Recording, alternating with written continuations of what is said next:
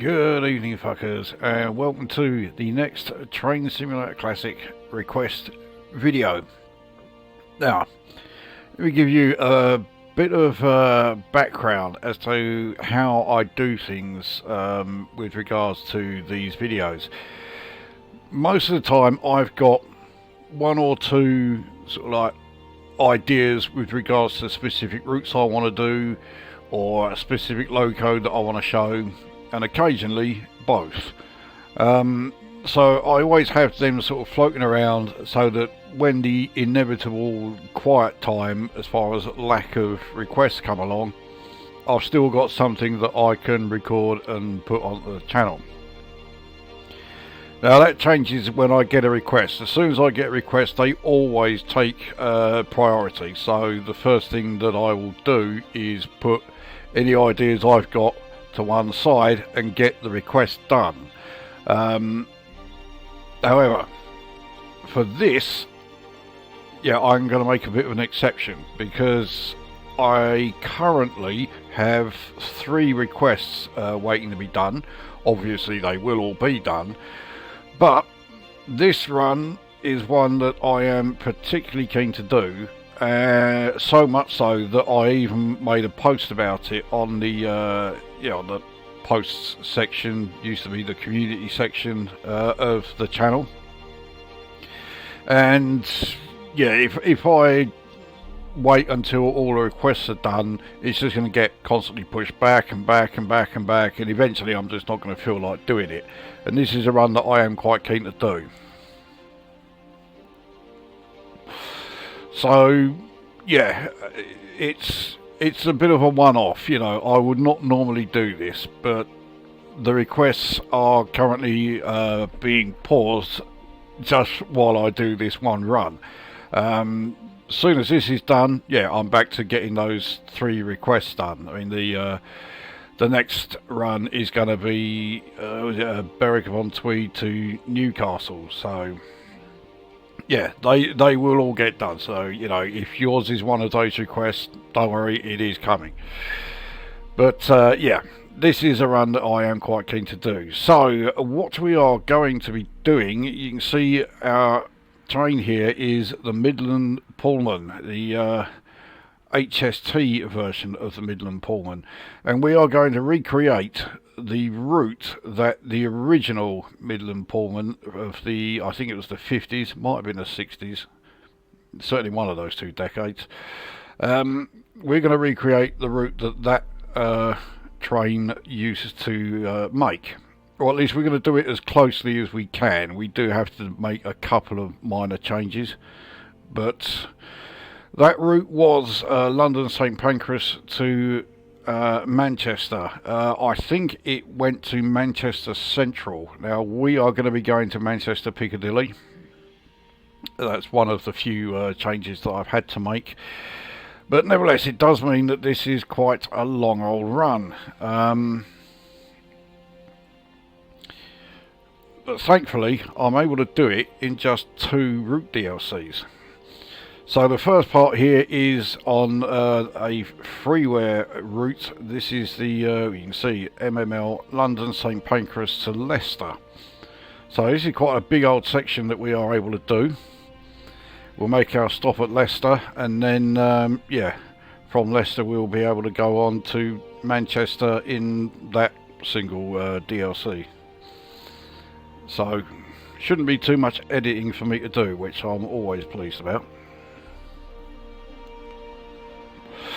So as I say, our train is the Class 43 HST in the Midland Pullman livery. It is standard consist, 9 coaches and 2 drive cars. And as far as the weather goes, it is summer, it is overcast, and it's 11 AM. And according to the weather reports, shall we say, there is a chance that it will be raining once we leave Leicester. It could even be raining all the way from Leicester to Manchester. There is that possibility. So right, that is the setup. So yeah, as far as anyone watching this is concerned, yes, this is London St Pancras to Manchester Piccadilly, despite what it says here. So let's get this up and running.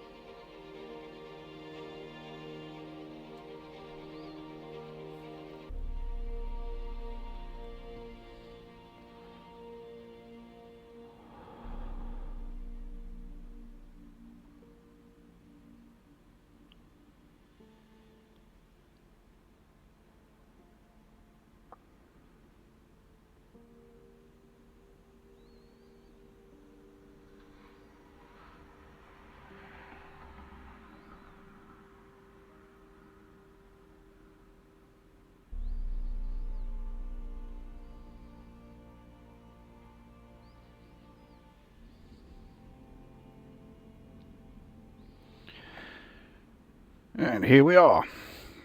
Right, let's just sort out what I can.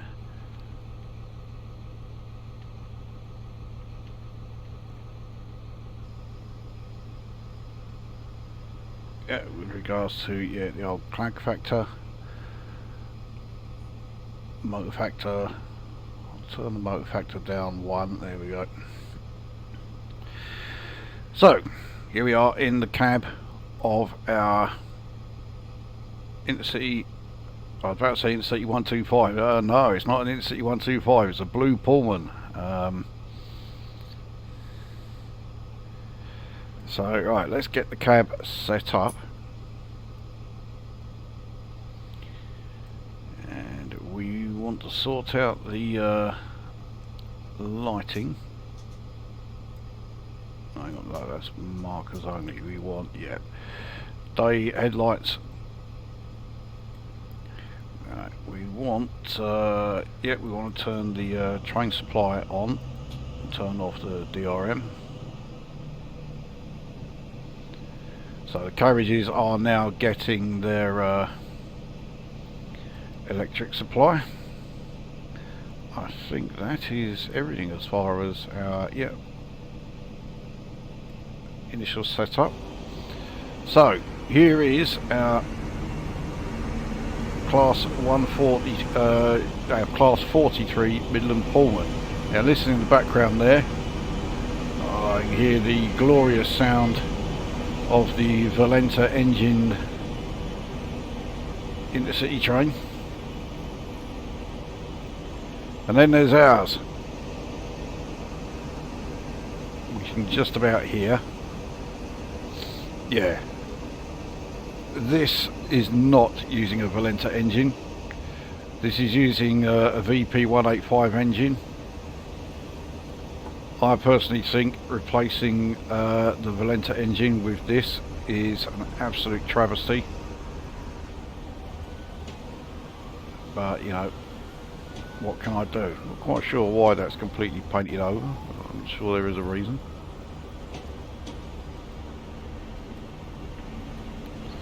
So that is our consist with our rear car. I think we do get passenger views, yeah.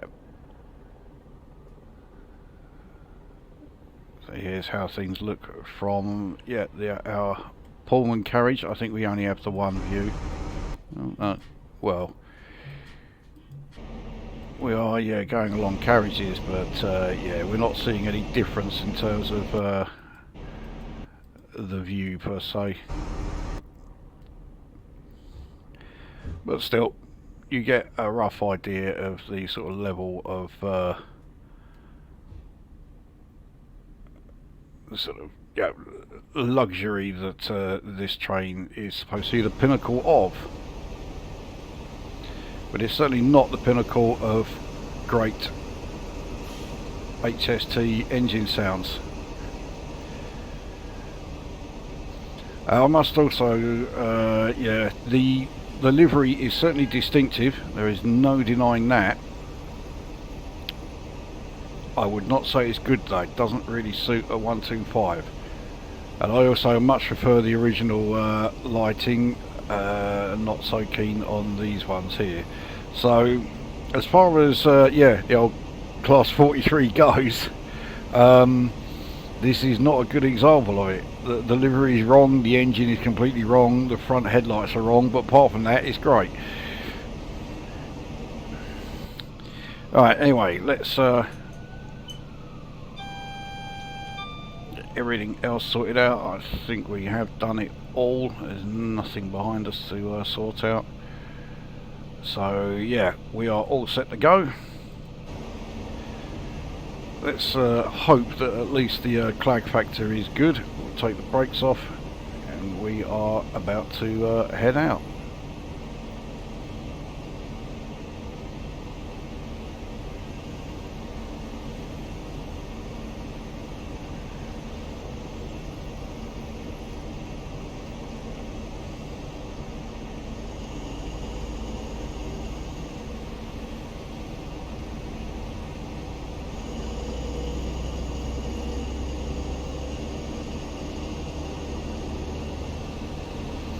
Yeah, even with the max clag factor, it's not fantastic because, yeah, it's a much cleaner engine than the Valenta, and that's one of the reasons why they changed it. It's also more fuel efficient, so, you know, I guess in the areas that matter, they will say, yeah, it's very much all changes for the better, but in the areas that matter to me, no, not at all.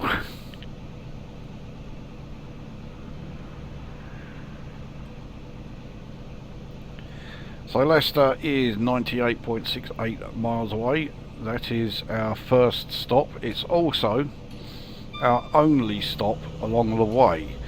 Now the original Pullman did exactly the same thing. It only made one stop along the route, and the stop that the original one made was at a station called Cheadle Heath. If you're not familiar with that station, it's almost certainly because it closed quite some time ago. In fact, I'm not even sure the station's there. I think it got demolished. So yeah, we will obviously not be stopping there. How can I be not paying attention? We're barely out of the station.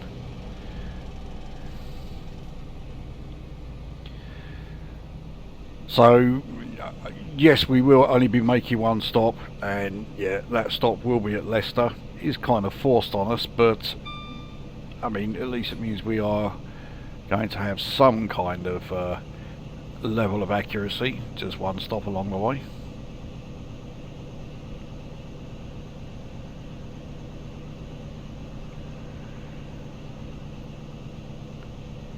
So now in the 50 zone.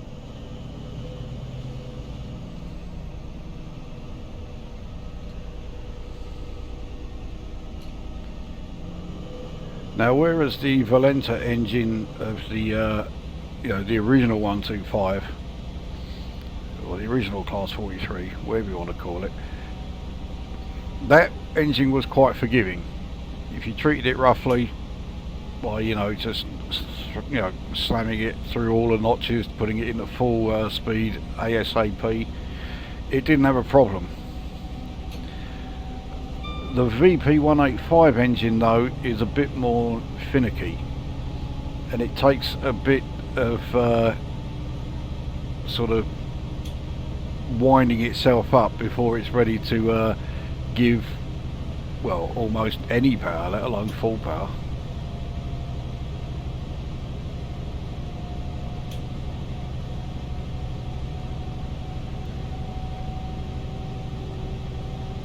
So we're now in the 70 zone, so we pass the 319.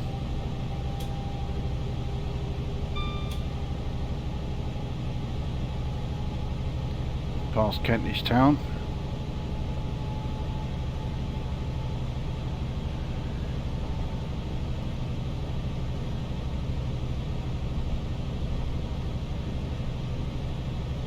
So other differences between the VP185 engine and the original Valenta. The original Valenta accelerated from 0 to 100 a lot faster and a lot more smoothly than the VP185, but the VP185 accelerates better from 100 to 125 than the Valenta did.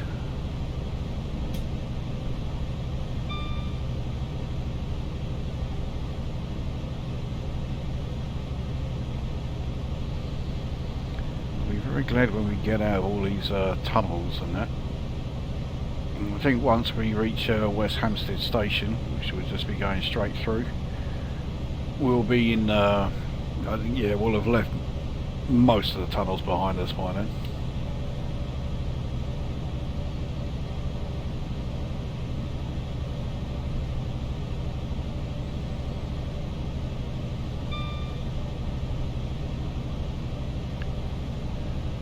So the location of our first stop and the fact that we're going to Manchester Piccadilly, not Manchester Central, they're not the only other changes that I've had to make in order to do this route. The original blue Pullman, we're talking like, you know, the class 251 Pullman, when it was doing the final stretch going to Manchester, it went via Chorlton and Didsbury. Now we can't do that because not only is the line not in the game, it's a line that no longer exists. The entire line was torn up. So we go through West Hampstead.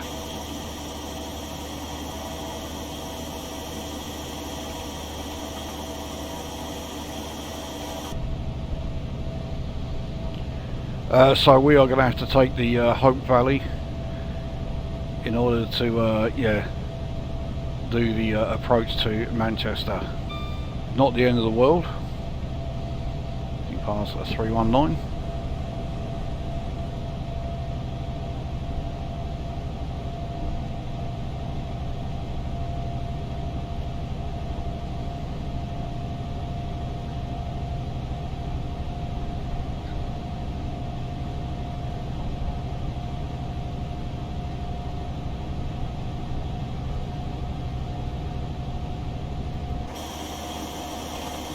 Another 319 in Cricklewood Station.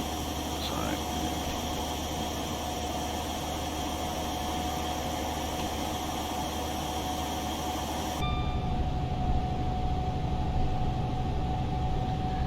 Hendon is next. I keep expecting to see Alexandra Palace, but yeah, of course we're not on that line. That's coming out of King's Cross, so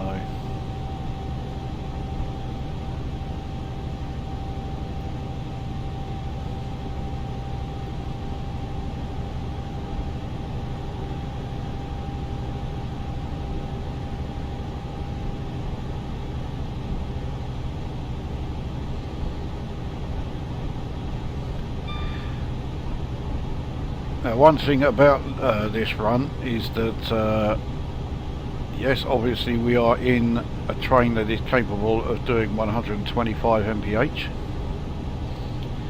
but I don't think there are any lines anywhere on this route, and I'm talking the entire route, that will allow us to do 125. I think 110 is the fastest we can do, so that's Hendon that we've just gone through.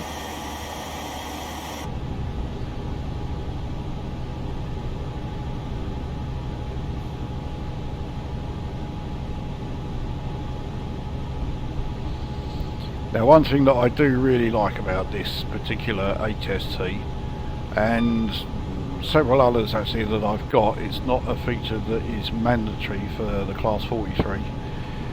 This one does not have the ATP system. It's one of those systems that's a great idea on paper, but it's a real pain in the arse. So I'm not remotely sorry that I do not have to worry about it. The Dovetail Games versions of the Class 43 don't simulate it, but they do have the audio for it, so it certainly gives you the impression that it's there, but you can't actually use it. Not necessarily a bad thing. Unfortunately, they have put it on some very unlikely trains as we go through Mill Hill Broadway.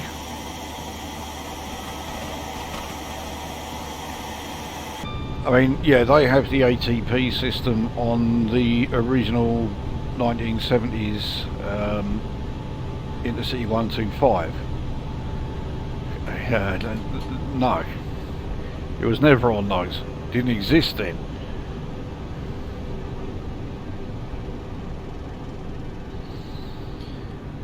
So we are coasting because we have this 100 mph section coming up. It's relatively short, and then go back up to or start accelerating back up to 110. We didn't actually reach 110 mph yet.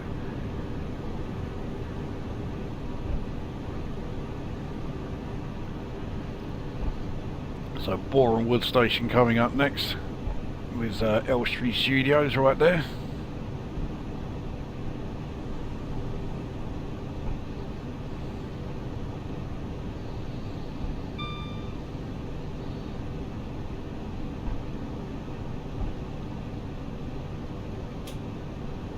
We can actually start accelerating again. We've lost a lot more speed than I thought we would because of this 1 in 176 gradient we're on. So it does take the power a little bit to kick in. Apparently that is a safety feature that was built into this thing by design. Why? Who knows? I certainly can't think of any reason why it's necessary.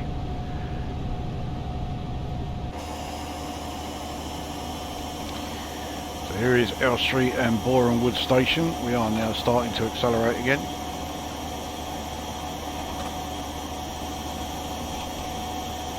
And we go there, yeah, that's part of the film studios.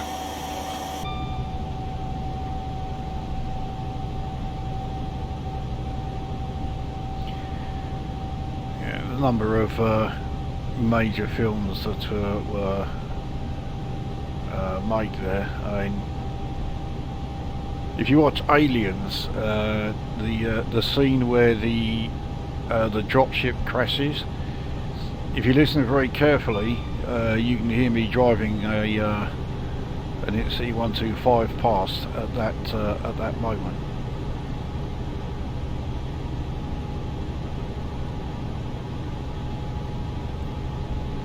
Valenta engine one, of course.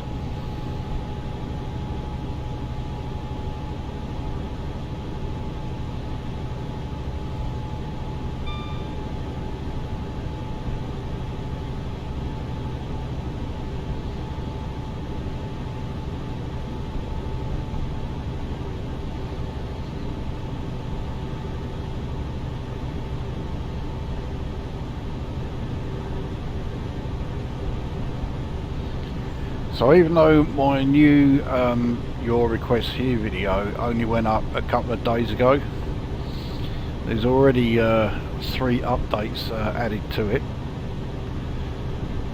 This loco is actually one of them. Although, as I said in the post, we're speeding, bloody hell. Yeah, as I said in the post, I did actually have this when I did the video, but I forgot that. Oh, it just sounds so much better than the other thing. Yeah. The game lumps all of Armstrong Powerhouse Class 43s all together, and it doesn't even tell you which one is which. So it doesn't tell you if you're selecting a Valenta or a VP 185, and I'm sure that when, or rather if, I get the MTU engine version, it's not going to differentiate those either. That is a bit of a pain in the arse. It would be nice to you know, be able to see which one's which within the options. It also does the same with the Class 37. Another of the updates that I posted was that I've now got Volume 1 of the Armstrong Powerhouse Class 37. So I now have both volumes. They are all put together in the same entry. I mean, I dare say if you really know your stuff, you'd be able to tell straight away whether it's going to be one that appears in Volume 2 and one that appears in Volume 1. Volume 2 has all the unrefurbished locos. Volume 1 is all the refurbished ones. But even though I know a reasonable amount, I certainly couldn't tell you which is refurbished and which isn't, just from looking at the train numbers. I'm nowhere near that sort of level.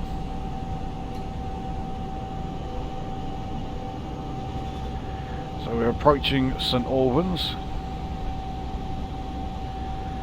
95 limit as we approach this.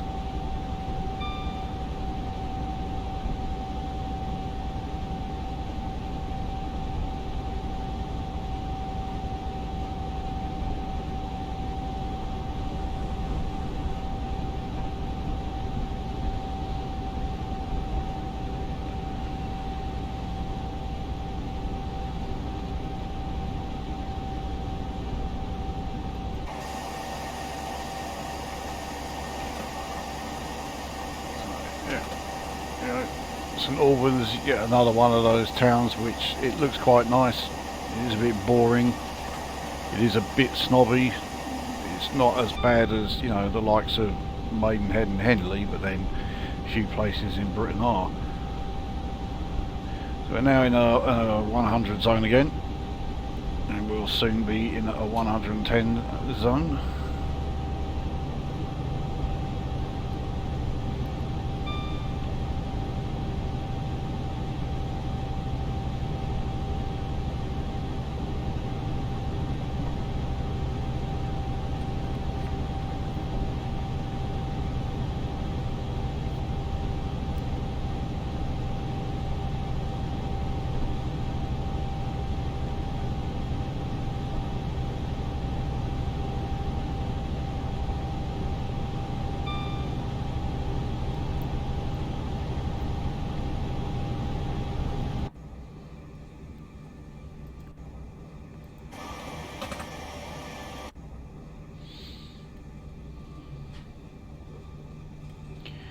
Yeah, apparently this is quite an accurate rendering of the passengers' amenities and whatever.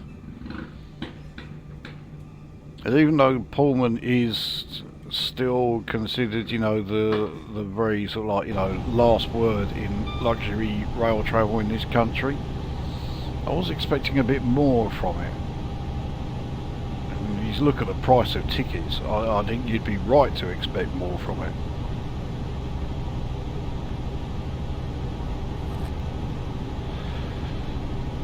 But the Midland Pullman nowadays is actually a charter service, so you can theoretically hire it for, you know, a run of your choice. I mean, I dread to think how much it would cost, or how long in advance you would have to book it, but theoretically you can. Harpenden station coming up, and have a 105 limit once we leave there. We haven't yet reached 105, we're not far off it. There you go, we are now at 105, so we'll notch down a bit. Right, we'll notch down a lot. We'll notch right down.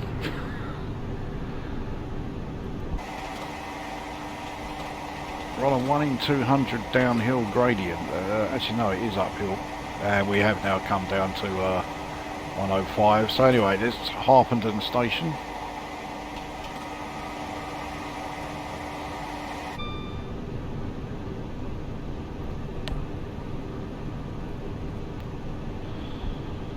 So now heading downhill. I'll be very surprised if this does anything to slow us, speed us up rather. It's not, in fact we are slowing down. I'm running 182 downhill. Let's get a bit more speed up.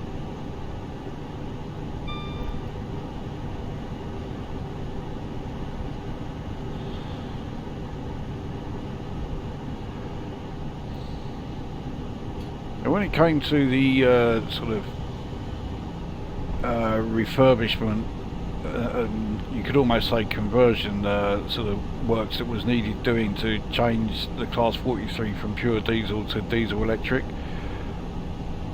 With the Valenta engine it went pretty smoothly and it worked quite well, but say with this one, and it's a feature that's built in. It's very, very slow to respond to throttle changes. So if you're trying to increase speed, we're on a 1 in 160 gradient here, we may need to go full throttle for a bit. Actually no, we won't, because we've got a 95 coming up.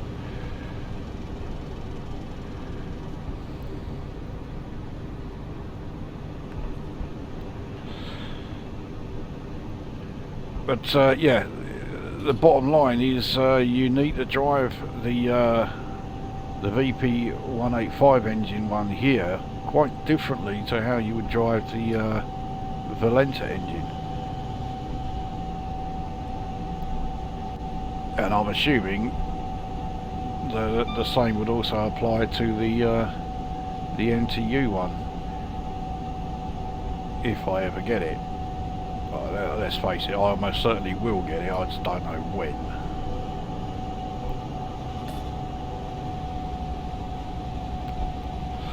It's not a priority, let me put it that way. So Luton Airport Parkway is coming up. We have a fairly short gap between that and Luton itself.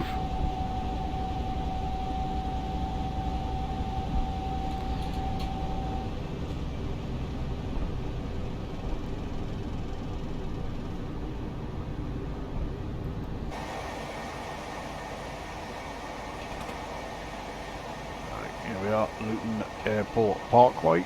I really hate it when it does that. There's never any reason for it to do that.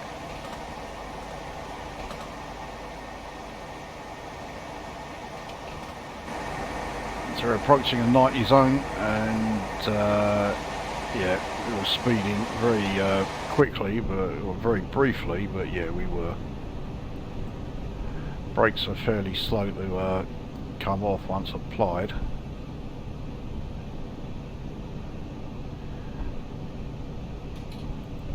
So here we are at Luton itself.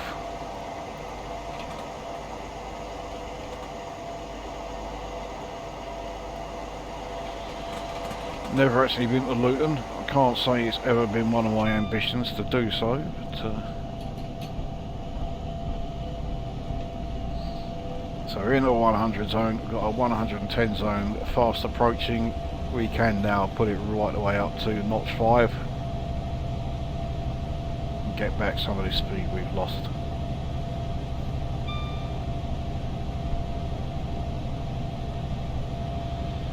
So I'm pretty sure certainly as far as the stretch between St Pancras and Leicester, 110 is the fastest that we'll be able to do. There might be a section somewhere between Leicester and Manchester that will allow us to do 120, maybe even 125, but I'm not sure.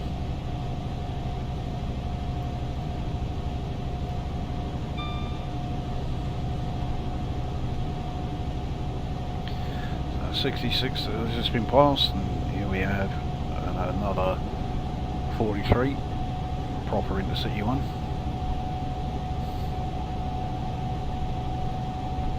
I mean, I'm constantly talking down our Midland Pullman here, but I'll be brutally honest, this is the only reason why I got it. Why I got the VP 185 engine version of the HST, so I could have the Midland Pullman livery. This is a run that I've been keen to do ever since I got the this freeware route that gave us the section between Bedford and Leicester, and yeah, it's I was also rather keen that if I'm going to do this run, I'm going to do it properly. It's why I've still not yet done the Night Riviera run. I mean, I've got everything except the livery, although I do have the livery, but reading the instructions on how to install it makes me lose the will to live.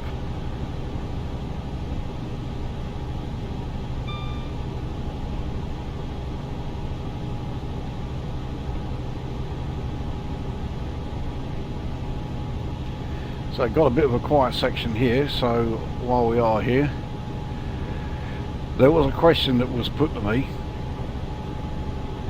and it's actually one that I would be quite keen to hear other people's answers to.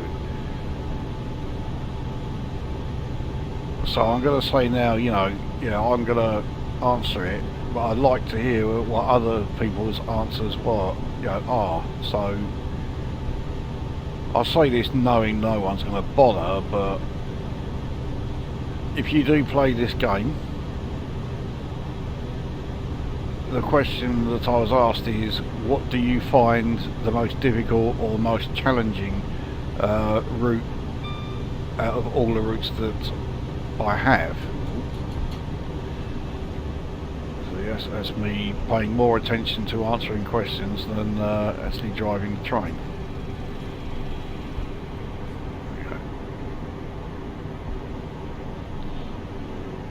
Harlington station coming up. I only put that in, that very small initial bit of braking on there, but yeah, brakes take so long to come back off again. So we've lost 6 mph.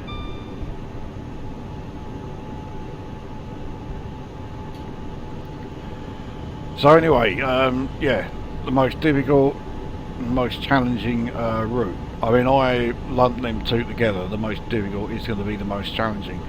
For me, it's actually quite an easy one to answer, because it's the Metropolitan line, the London Underground line, by a fair distance actually.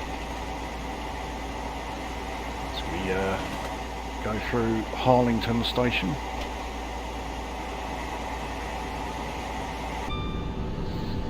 But yeah, it's the Metropolitan line. Don't get me wrong, it's a great line, it really is well done, but it is really difficult, especially in zone 1. But once you're out of well,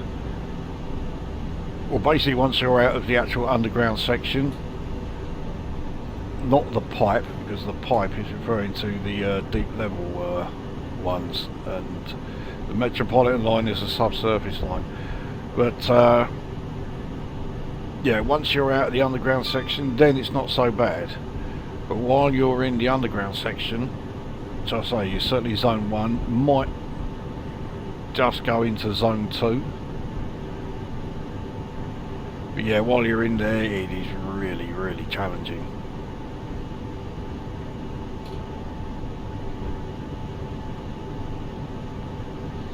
The first few times that I tried it, I actually found it a bit frustrating because I kept entering stations too quickly and would be triggering, you know, safety systems. When the safety systems in your underground train are triggered, it really does limit it. You know, you can't go faster than 10 mph for at least 3 minutes.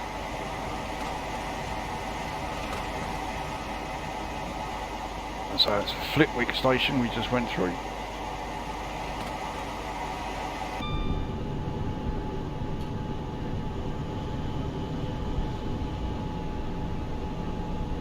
Okay, so we have speed reduction in 1.5 miles down the 100.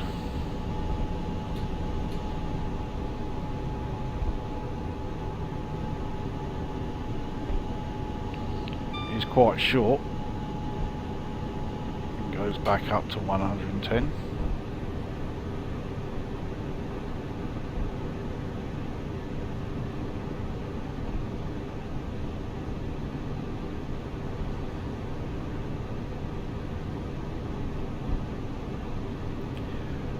But yeah, going back to the Metropolitan line, it is a bit of a strange one to me actually, that the most challenging line is not one of the freeware routes. I really would have expected it to be, although having said that, because I do have the virtual district line, I've not driven on it yet, so it could well be that that one is even more difficult. But yeah, I've not driven it, so I don't know if it is or not. But I think if any of the routes that I've got could challenge the Metropolitan line for being the most difficult, it will be the virtual district line.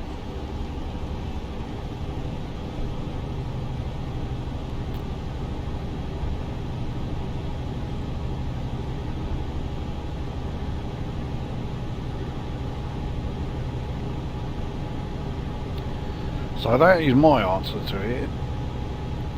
So what are yours?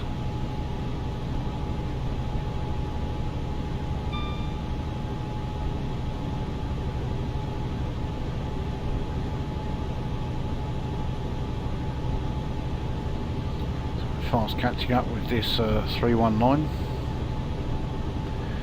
319s are all pig ugly looking things. I mean, in that livery, the one that we've just gone by, it doesn't look quite so bad, but it's at its ugliest in the Network Southeast livery, rather like the third update on the your video, or your requests here video. So I have the Armstrong Powerhouse Class 456. That's another one. It's a pig ugly looking thing, especially in the Network Southeast livery.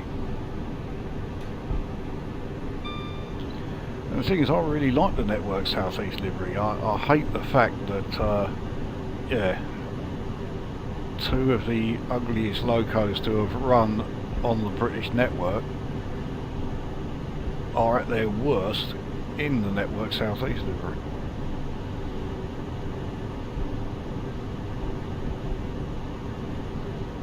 I mean, you take the Class 442 Emu, that is a great looking train. It is fantastic, it looks so good no matter what livery it's in.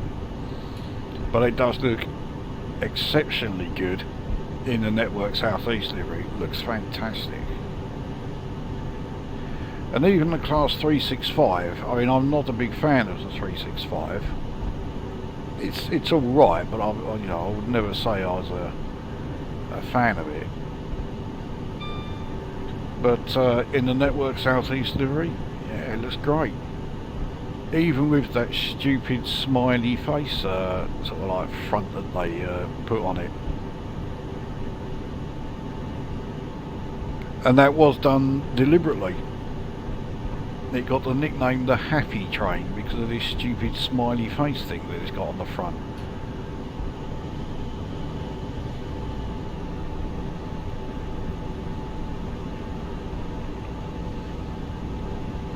So another 319. We're only going to see First Capital Connect livery 319s because at the moment that's the only livery I have for the 319. So Bedford is fast coming up. Normally on the MML route from St Pancras this would be our final stop. As it is, we still have the best part of 50 miles.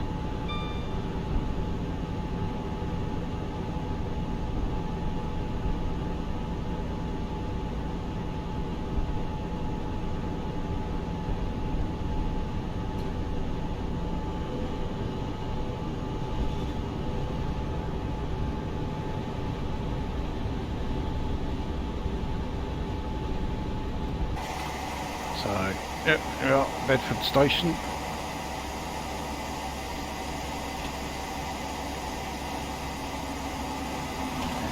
We got 158 there.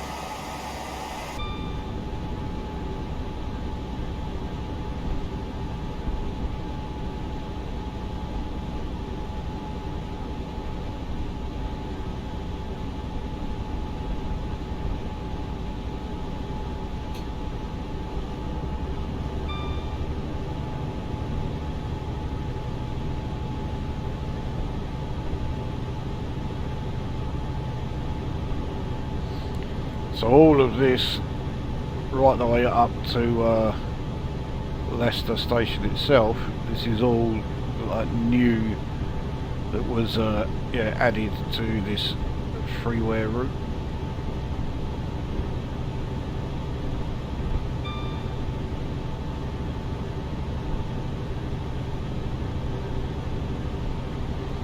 Let's see if we, yeah, trackside view straight away.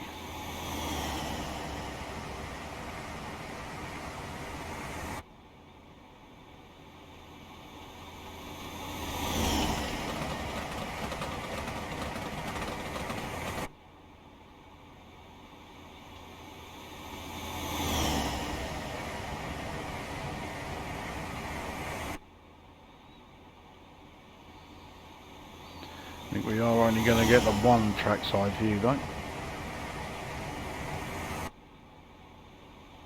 We'll try one more.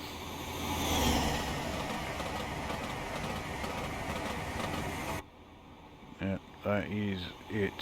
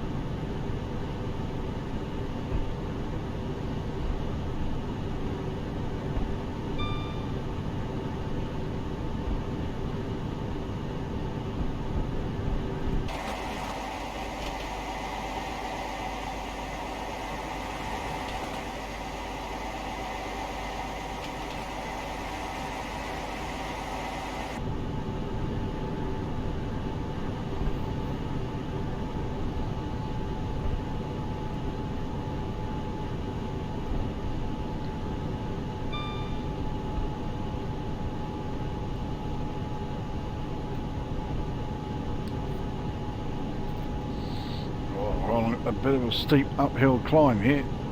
Now speed has really dropped off as a result.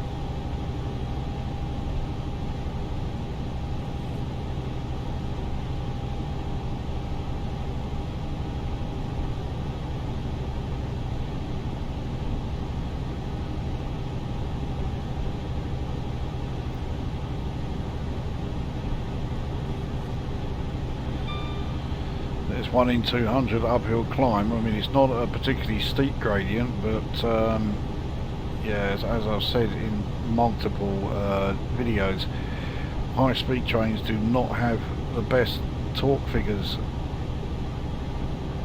So climbing up gradients is not its forte. We go over there. It's 66. That was a very short consist for a 66. Those wagons didn't look particularly large.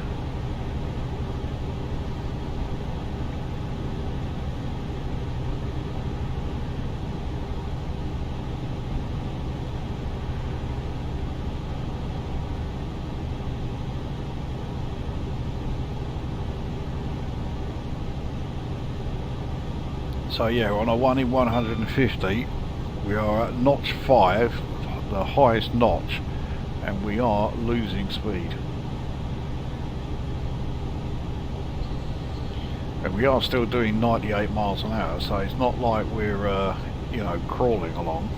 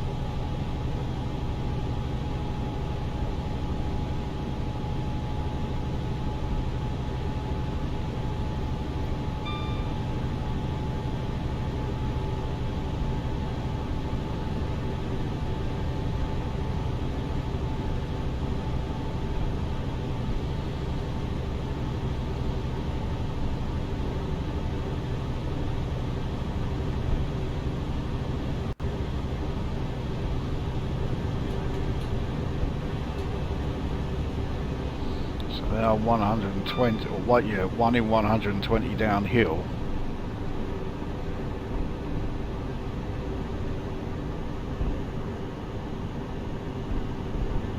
Might be enough to impact on our acceleration. We may be picking up speed, even though we don't really want to, as we pass another 43.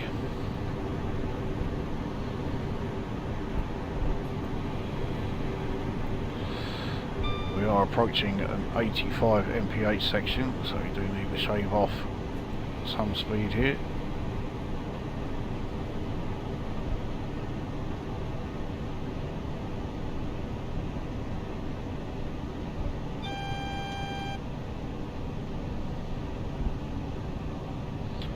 We'll take it past 85, not by much, because I forgot that yeah, the brakes stay on for a hell of a long time. Well, as it is, we've got to come down to 65 in a mile and a half anyway.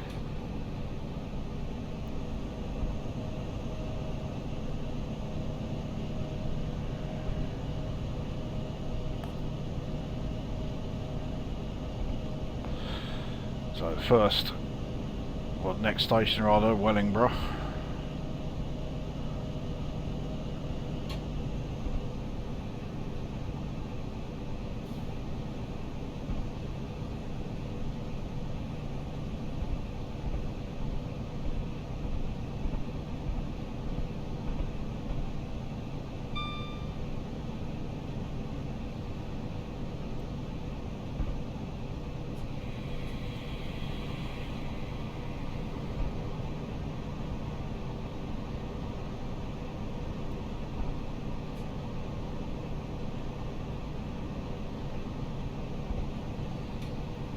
It really does feel like we are just crawling along now. 61 mph.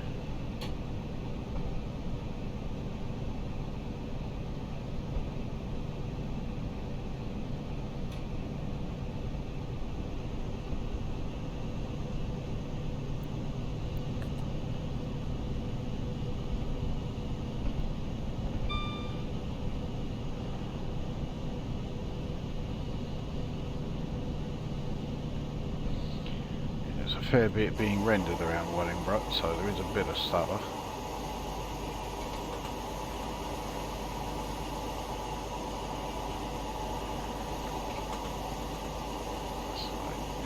Wellingborough station. I mean, listen to that bloody engine. I mean, this is a high-speed train, the original high-speed train. It should have an engine that makes it sound fantastic. Instead, it has an engine that makes it sound like a Class 175.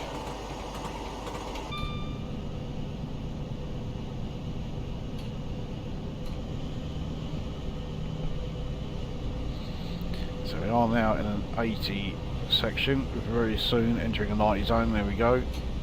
And then we have a 105 zone coming up pretty soon after that.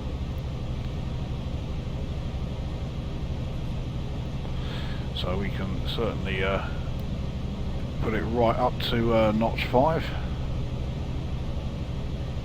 There is the start of the 105 zone.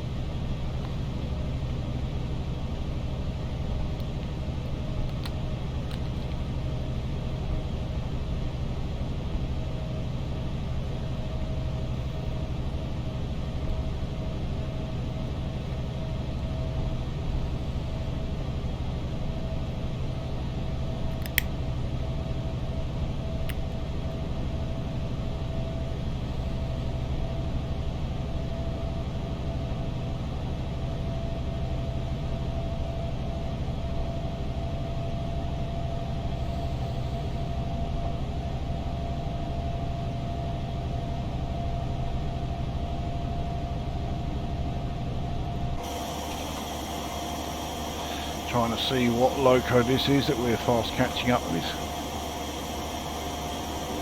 It's 66 by the looks of it, yeah.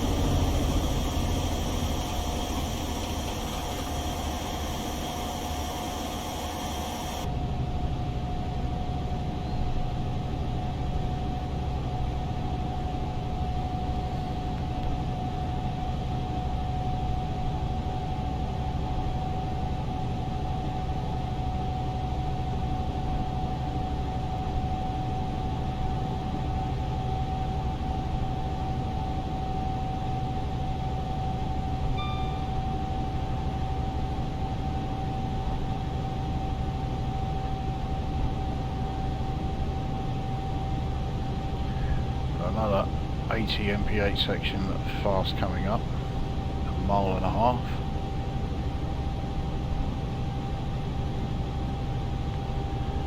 That's probably the approach to Kettering station.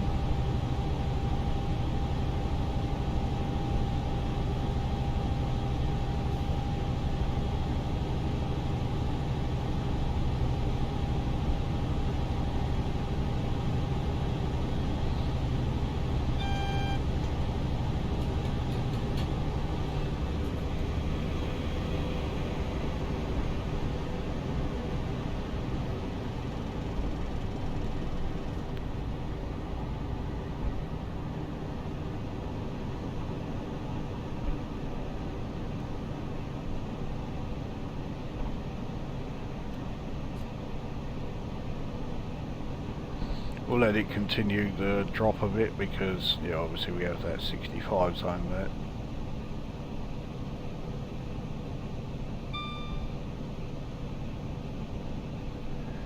So Kettering station there, a mile and a half.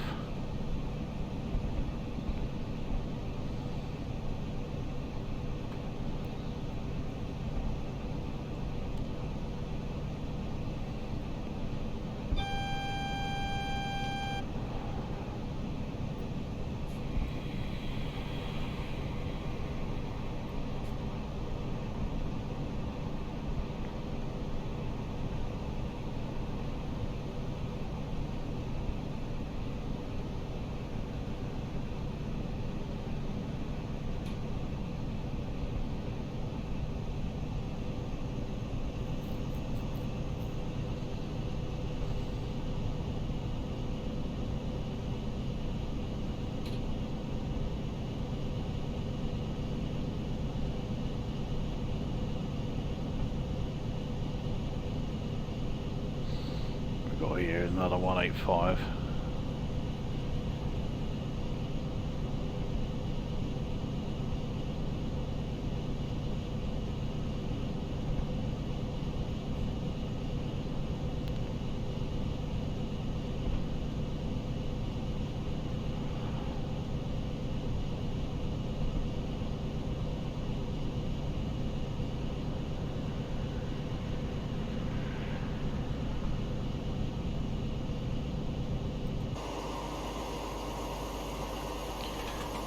So, Kettering station.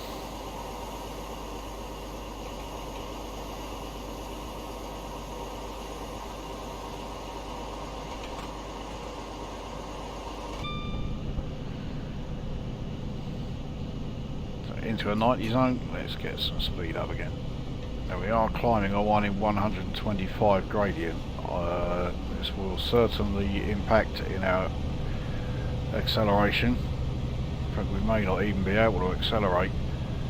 We'll continue losing speed. No, we are going up.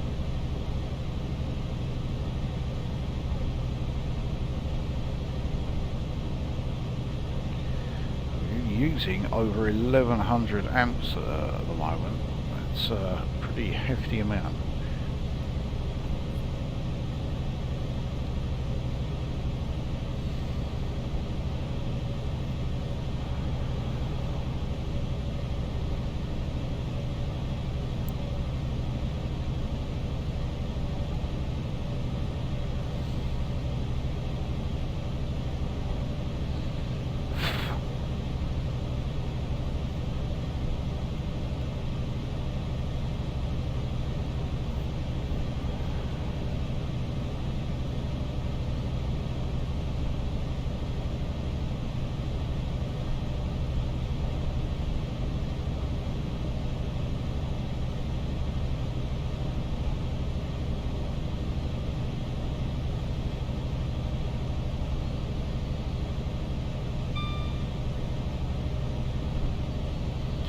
Are now in a 100 zone.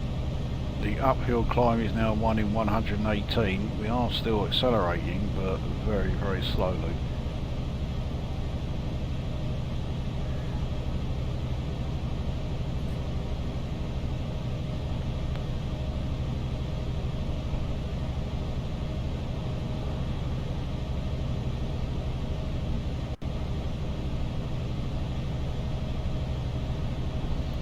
No idea where that other line there is going.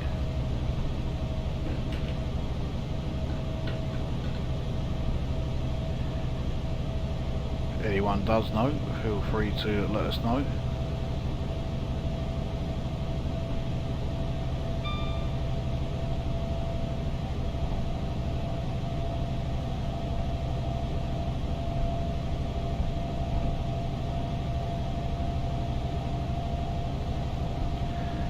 Climb is now 1 in 111, and we are now losing speed.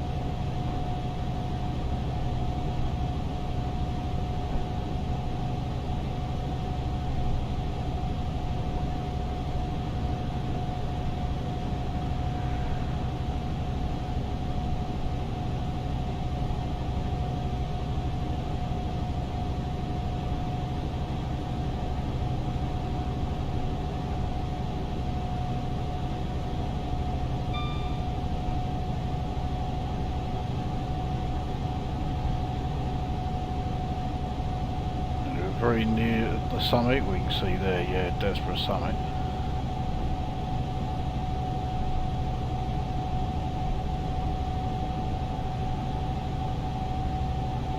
So the ground doesn't stay level for long as we start going downhill, 1 in 133. And clearly, yeah, acceleration has really picked up now.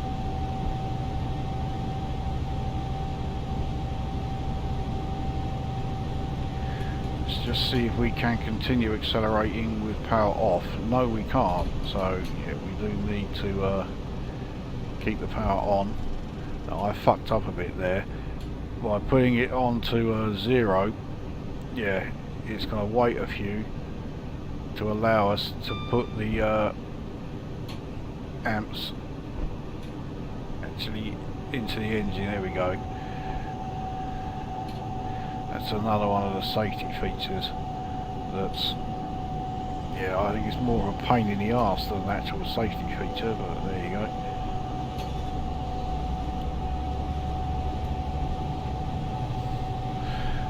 Then again, the only reason I find it a pain in the arse is because, yeah, I drive these things, well, I suspect any sort of like proper train driver will probably take one look at how I drive them and say, yeah, this bloke's totally reckless, and he probably destroyed about every train he ever got in because yeah, I give the engines absolute bloody hell.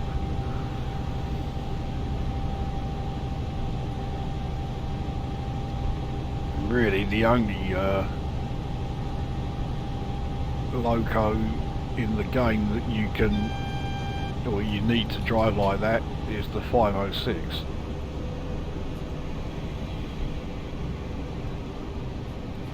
So 60 mph limit because we are approaching Market Harborough.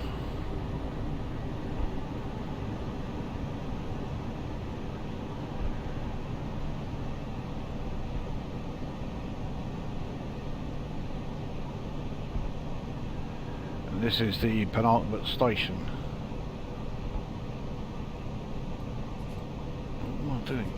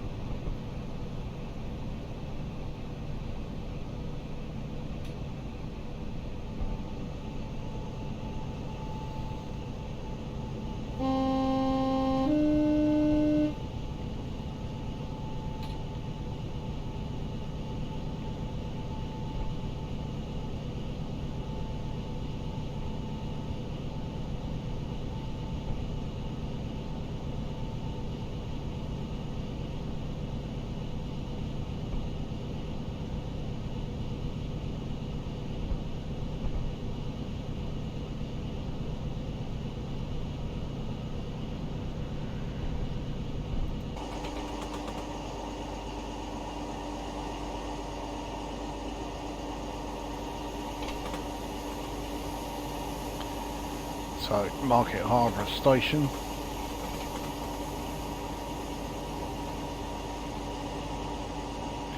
I was always under the impression that Market Harborough was a fairly important station.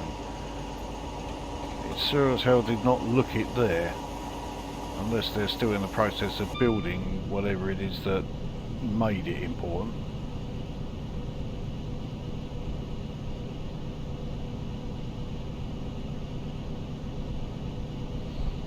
So we are entering an 85 zone.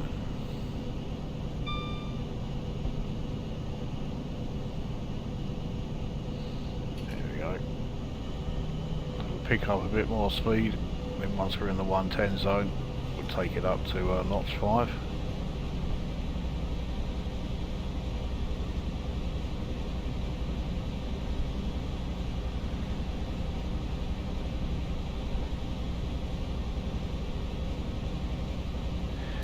Take it at notch 5 now.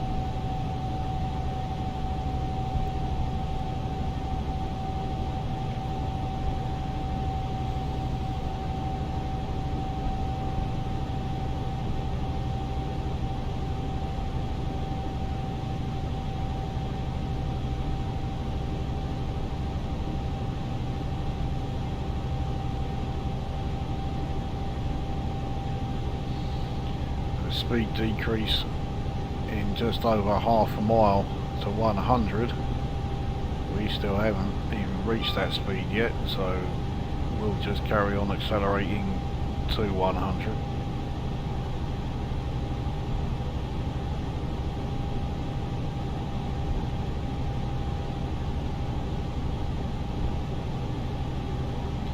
So we are in the 100 zone. Speed is actually coming down again. We're on a 1 in 130 uphill.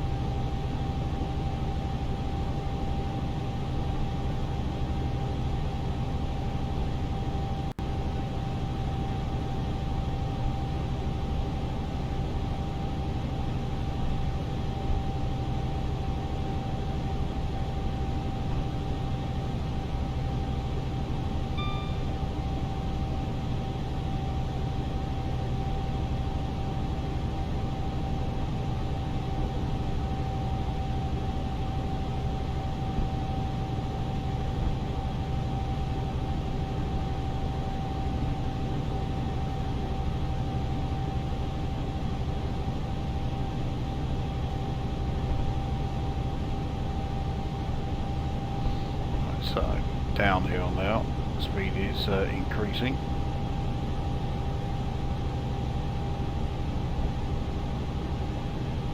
But yeah, another speed reduction in a mile and a half, down to 95. We will need to act on that, so let's start coasting.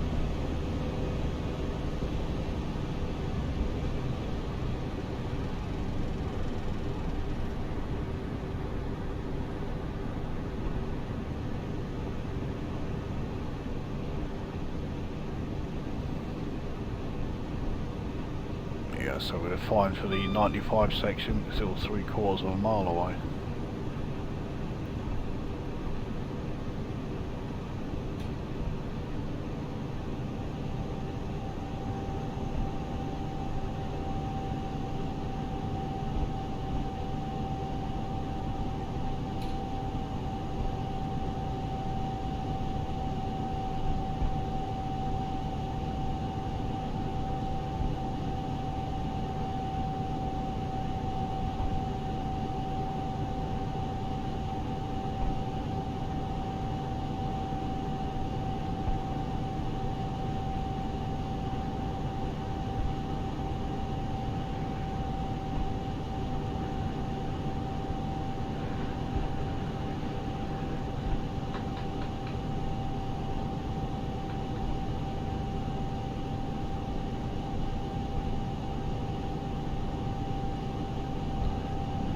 Another 43 goes by.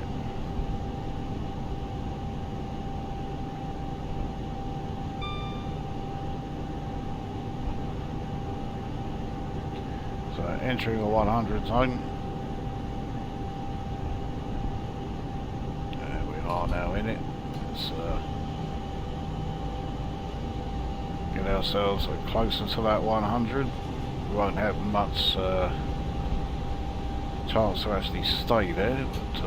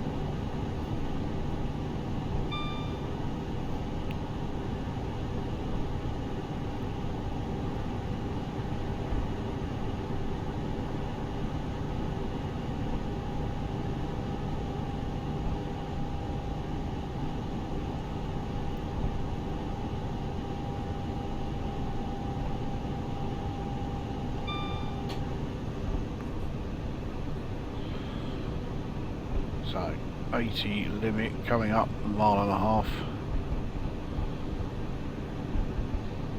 Leicester is only 3 miles away.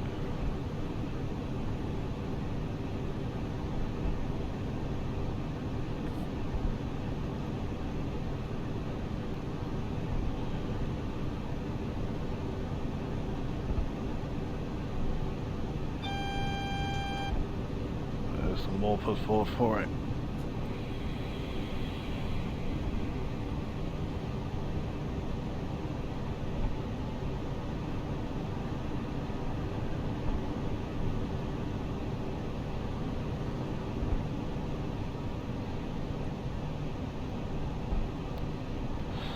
Looks like we are going to be diverted.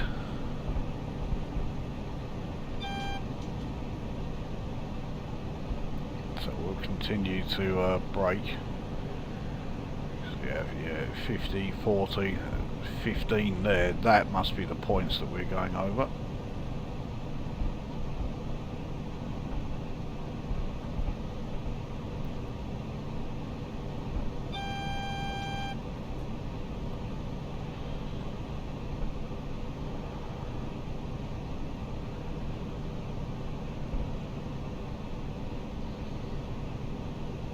We may need to brake slightly harder than we are.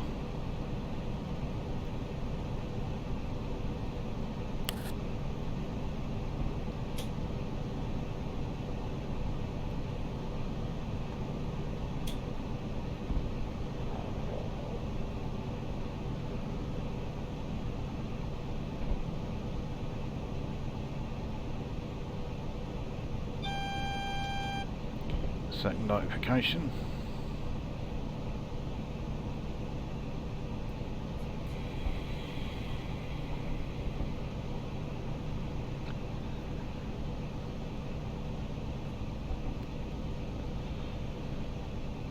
Another class 66 there.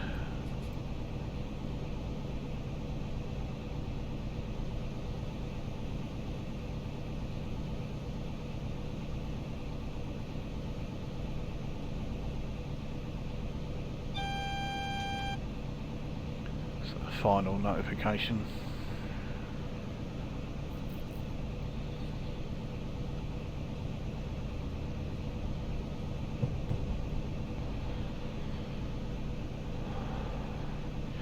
This 43 we're passing here, it could be going almost anywhere.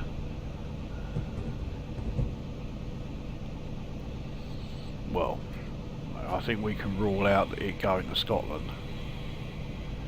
I'm too slow on the brakes, so we're going to be speeding a bit here.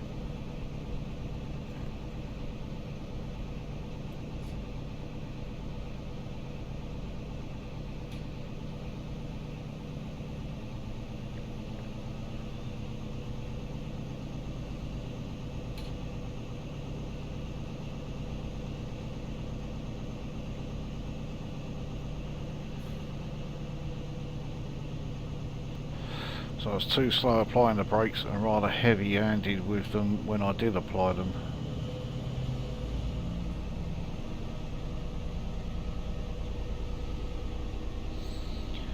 Not a great arrival here at Leicester.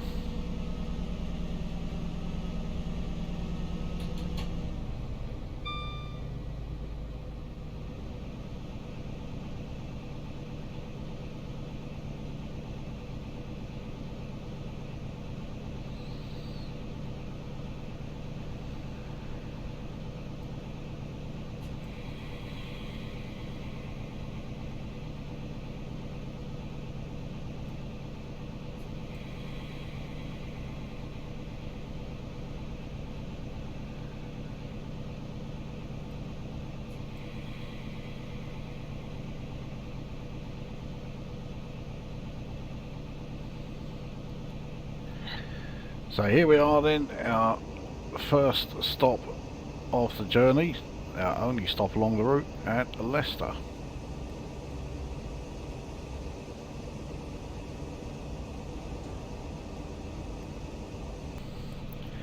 Well, as we thought, the rain has come. So we are, yeah, still waiting for the passengers to get on. Looks like a Class 170 over there, cross country. So we have another 93 miles from Leicester to Manchester Piccadilly. We will not be stopping anywhere along the way.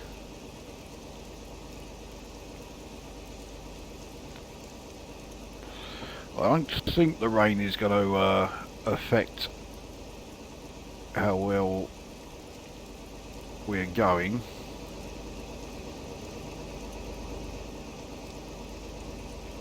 Looks like the doors are all shut. Take the brakes off.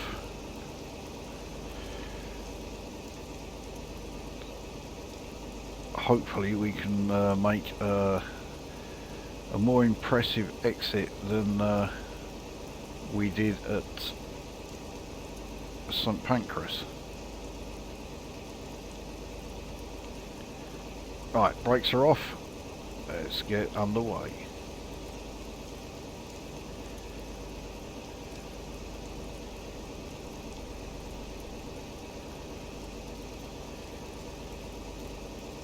That's 'cause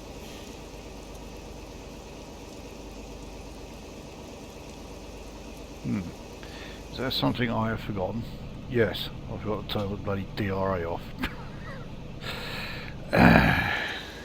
Always do it. Right.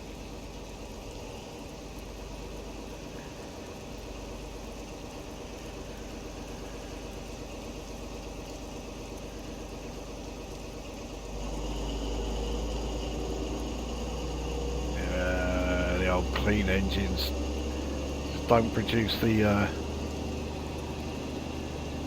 spectacle we were hoping for.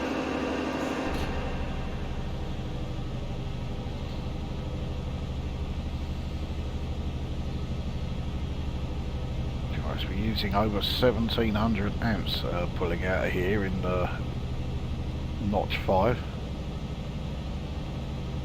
No wheel slip though.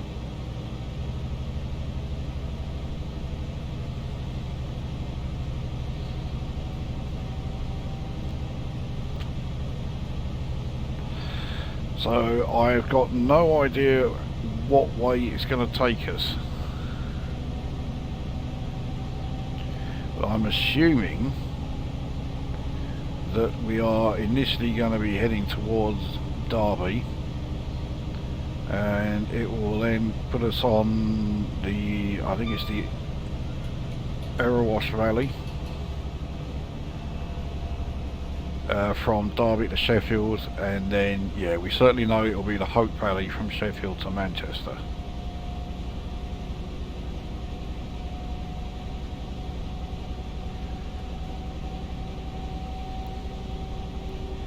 So about to enter the 110 zone. There we are.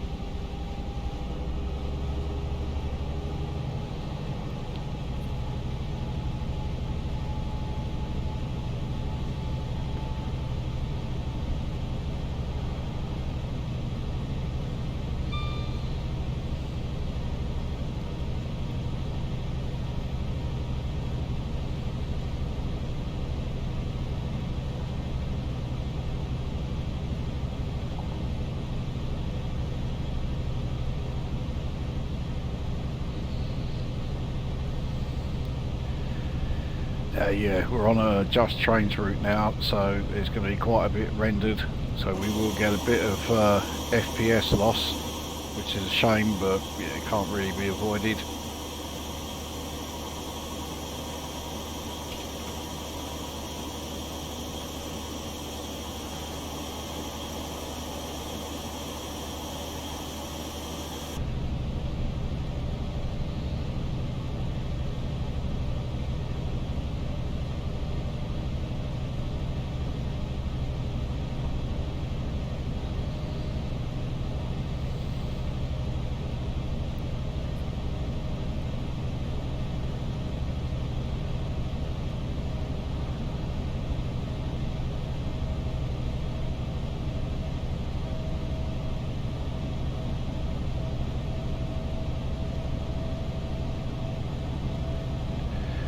total distance then is going to be in the region of 190 miles.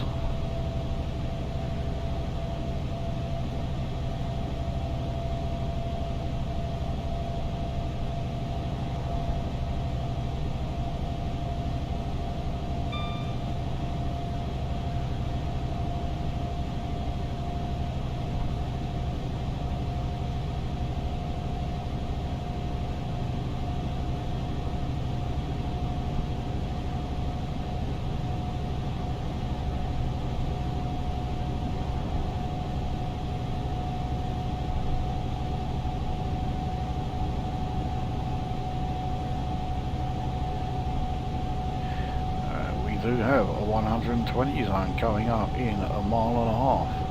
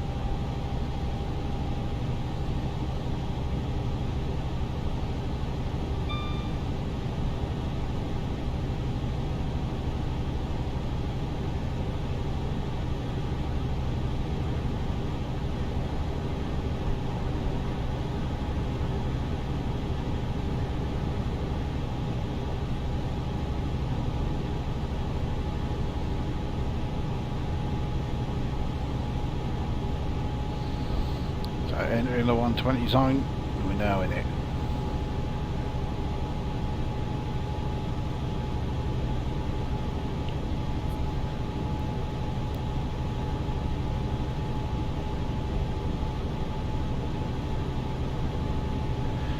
Unfortunately, it doesn't last very long.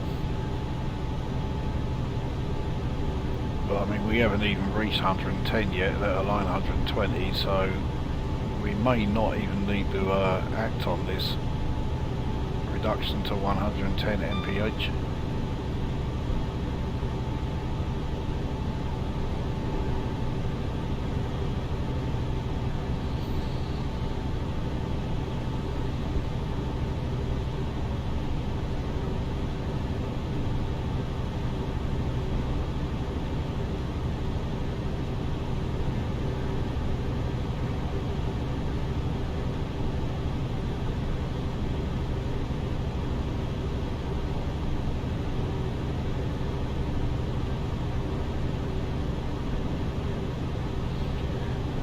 Now at 110, so we'll notch down.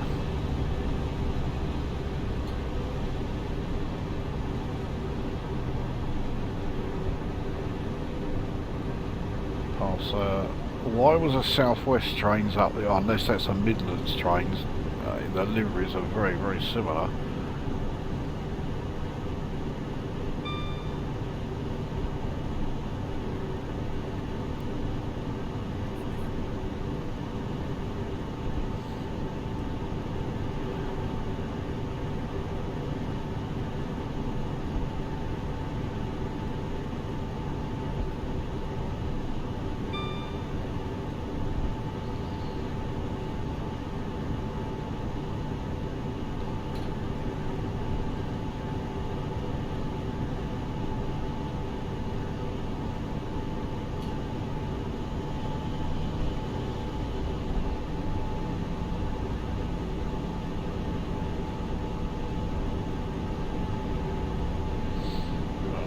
Another 120 zone coming up.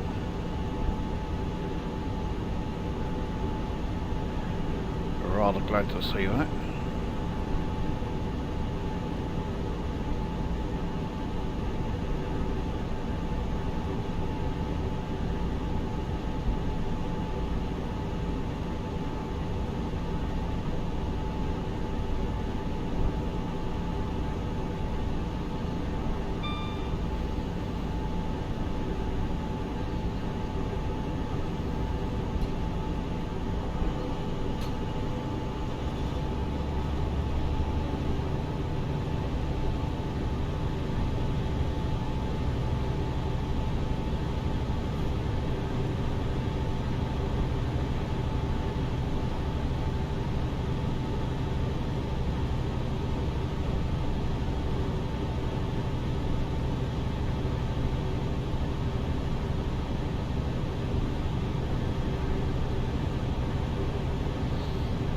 in the 120 zone.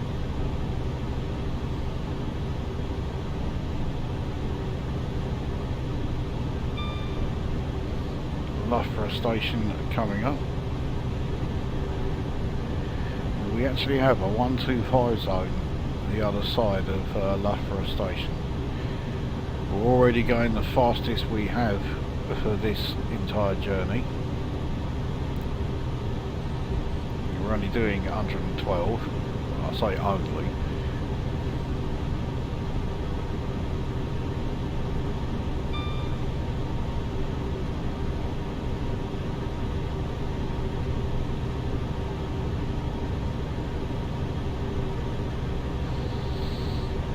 Coming up here, looks like 222.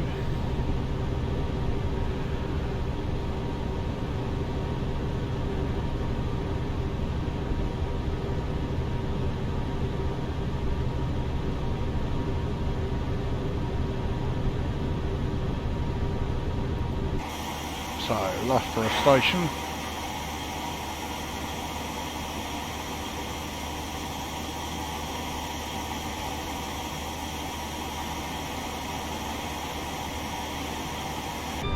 There were a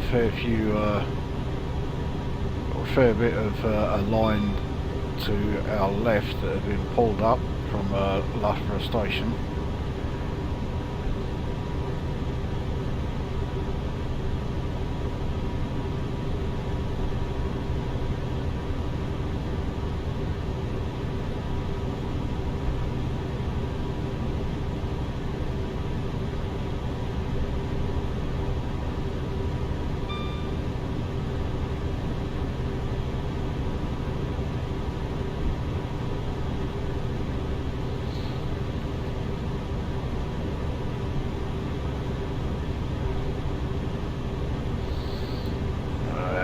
Down to 110 in a mile and a half. See if we can at least get it up to 120, which we can. We have a 120 section coming up. Yeah, that 110 section is quite short.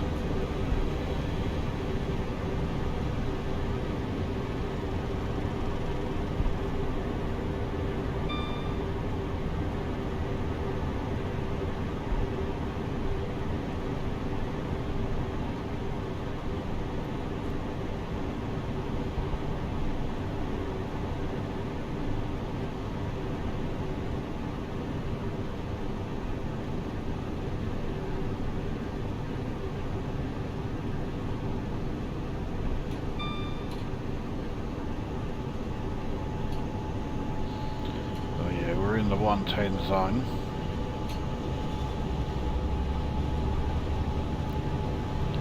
Now entering the 120.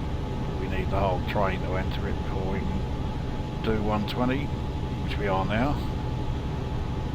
Of course, we've got to accelerate back up there again.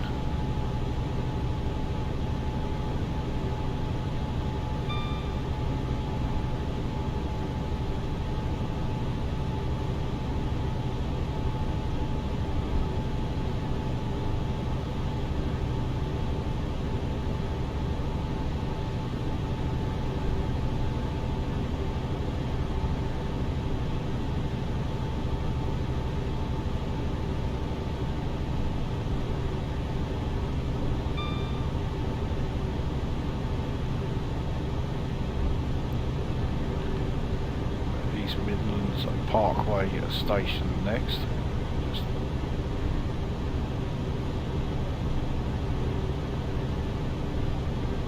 Just tear through there. Although, yeah, we are doing 110 now, so we're going to be pretty much coasting. Especially as we then have to lose another 20 mph, get us down to 90. Then down to 70. I think that's where we approach that triangular junction past another 222. So yeah, you got the big old cooling towers. I don't think they're there anymore, but yeah, around Midlands Parkway here.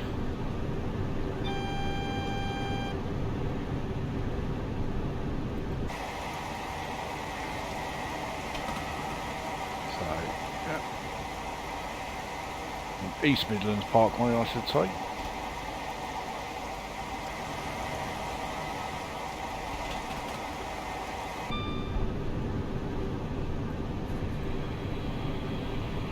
I'm not braking hard enough.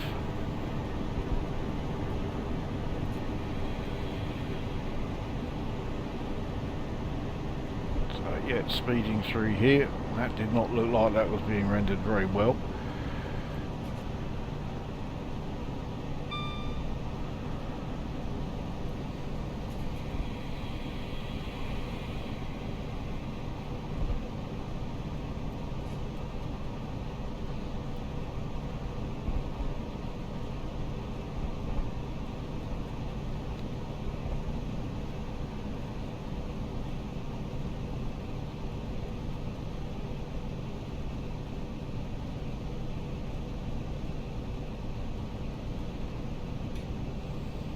Oh, we've got a 30 mph section coming up, so yeah, we really need to slow down a bit here.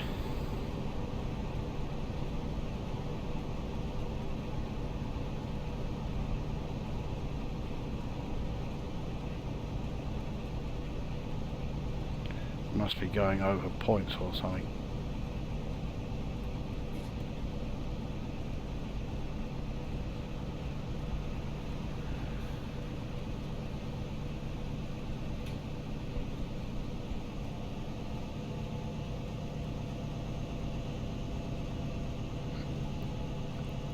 So I think this is where we're starting to yeah, go down the Eros Valley.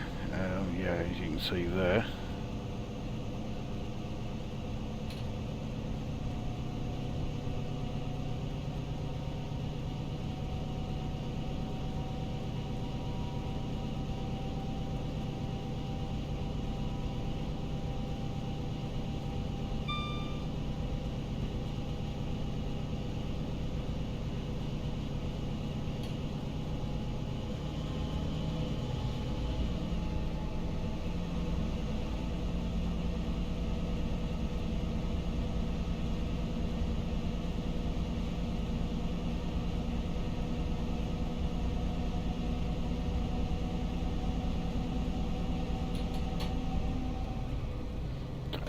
So into the 80 zone.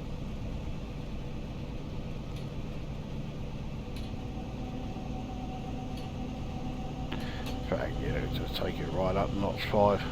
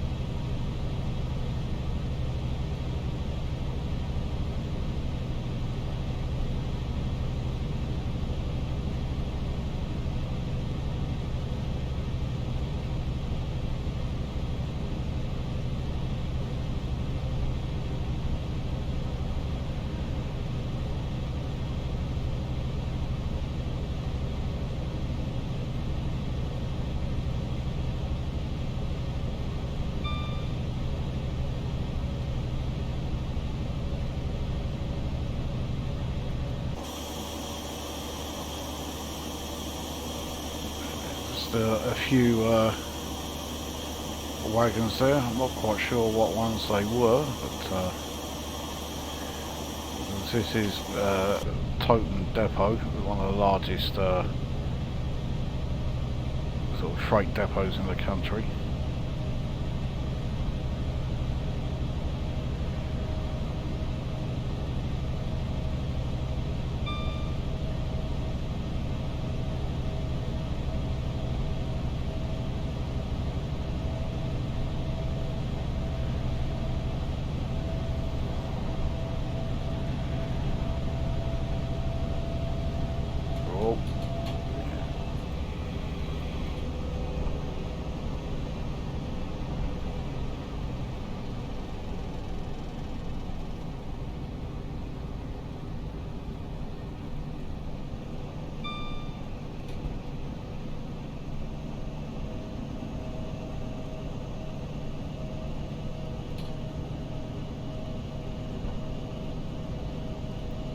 So the first section going from St Pancras to Leicester, I racked up 5 speeding errors. So we'll see how well we do at the end here, what our total is.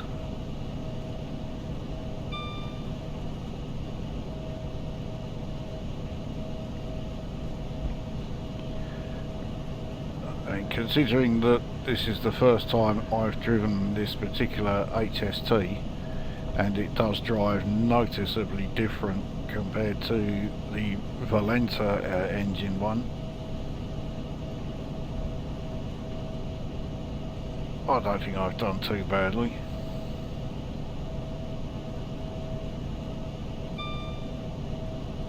If I end up getting another 5 here, so I have 10 speeding errors, I mean it's certainly not good, but I'd still take it.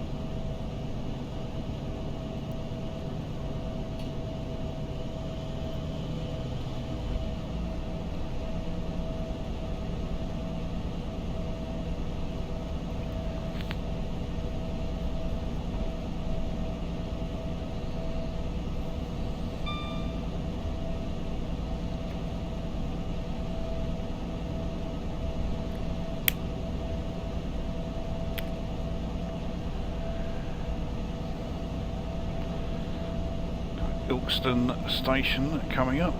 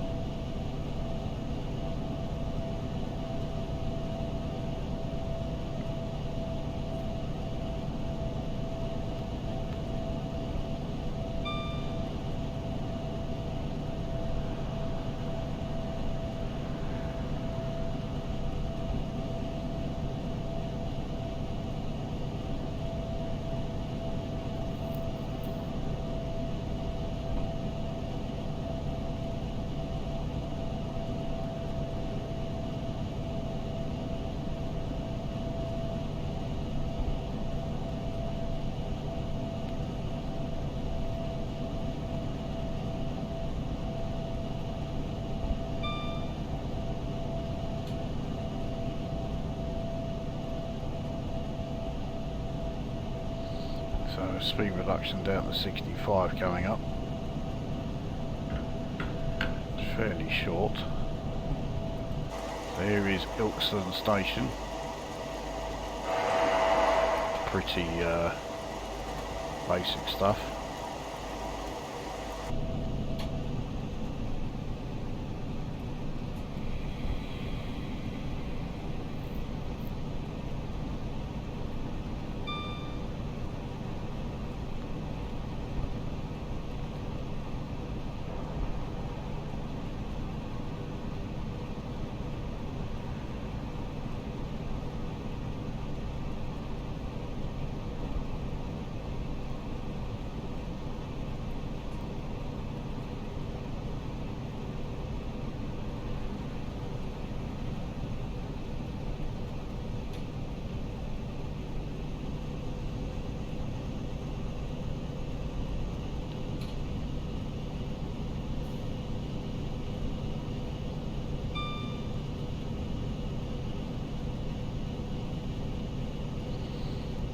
Into the 65 zone.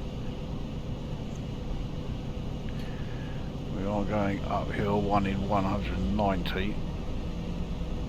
So I'm trying to get us back to 65, but I don't want to do it too fast.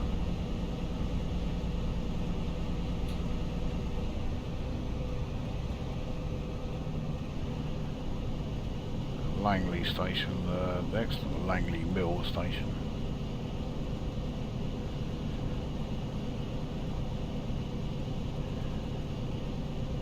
Into the 80 zone, let's crank it up.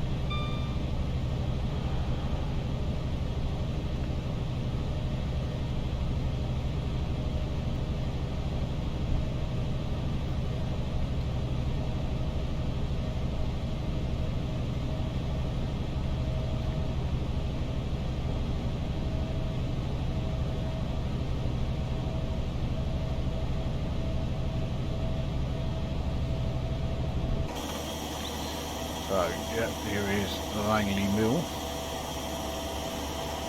Very staggered platforms indeed.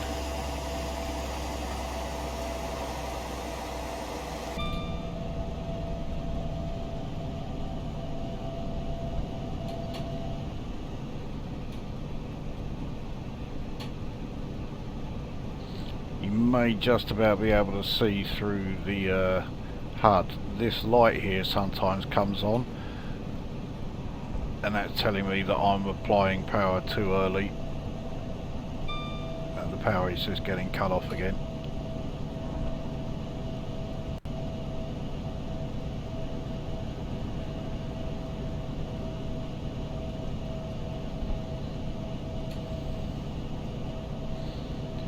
So 70 mph limit coming up in a mile and a half.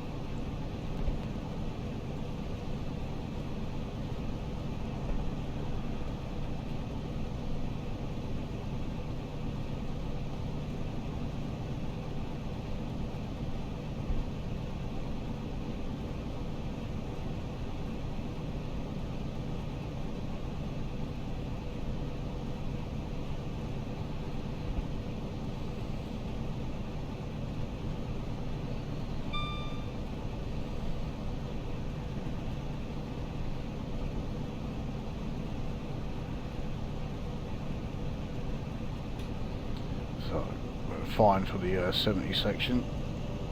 It's still a quarter of a mile away, but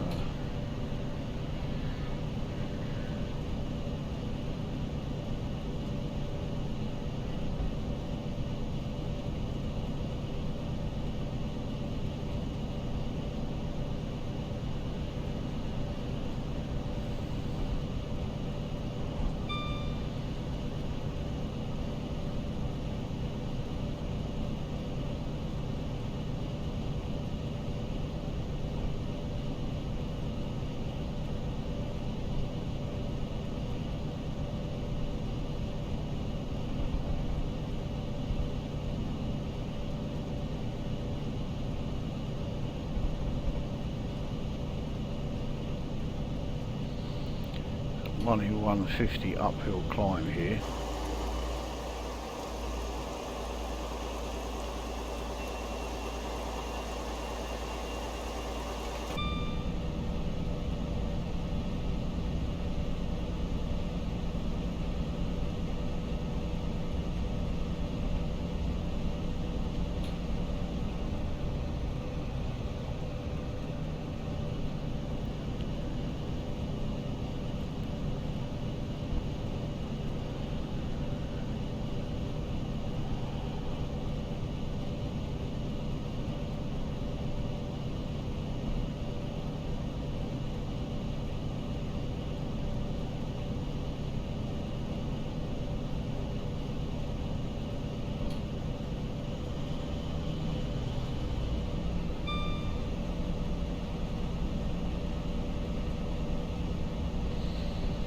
So entering an 80 zone.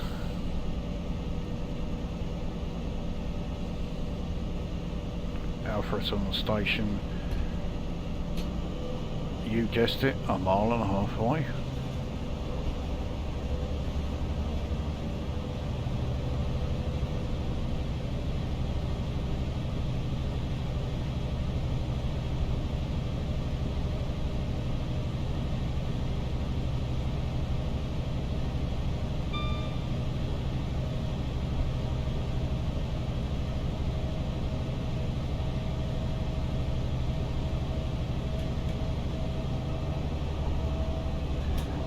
This tunnel is being rendered as it should be.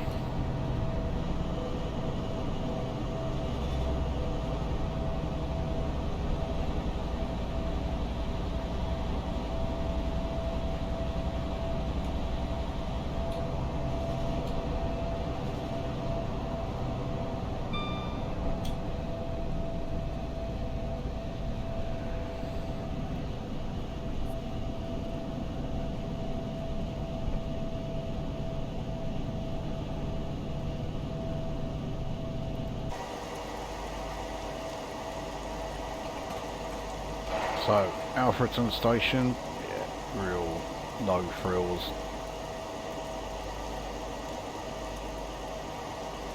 Nothing remarkable about that one.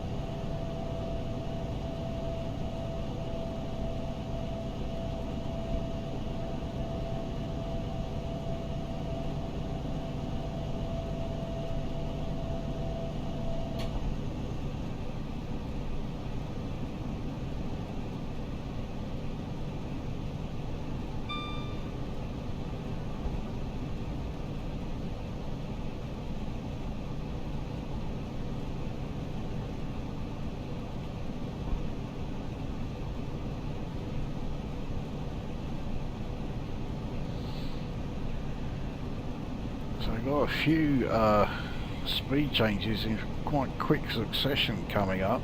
So starting with a reduction to 70, and then they are gradually increasing up to 80 and then 90. So 90 will be the fastest we've been able to do on the Erewash Valley line so far.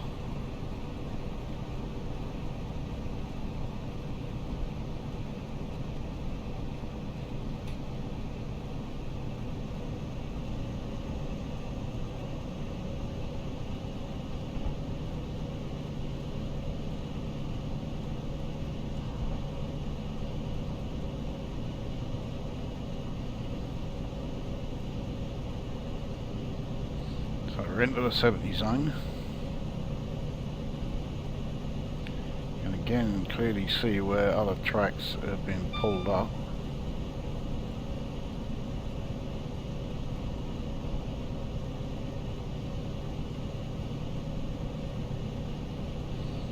So entering an 80 zone and just as we are fully in it, we will then be entering the 90 zone.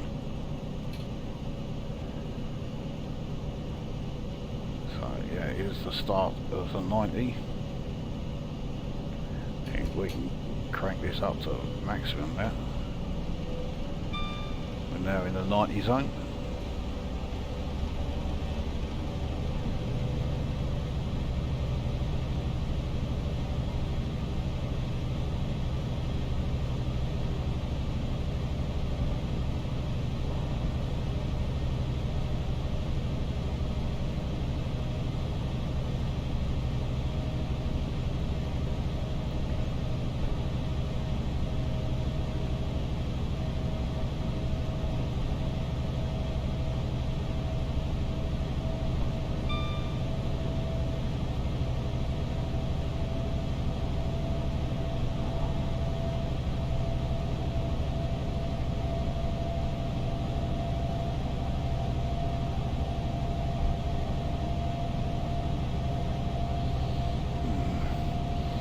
Not for very long, because yeah, we have another reduction down to 70, and then it goes up to 95. It does look like we are at least getting close to Chesterfield.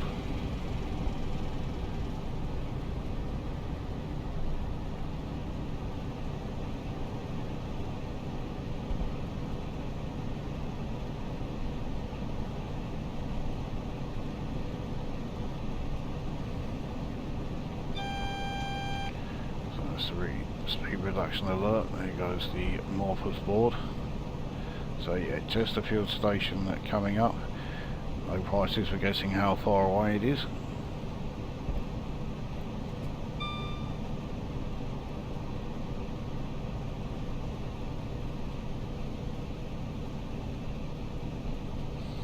I've got Chesterfield of my own.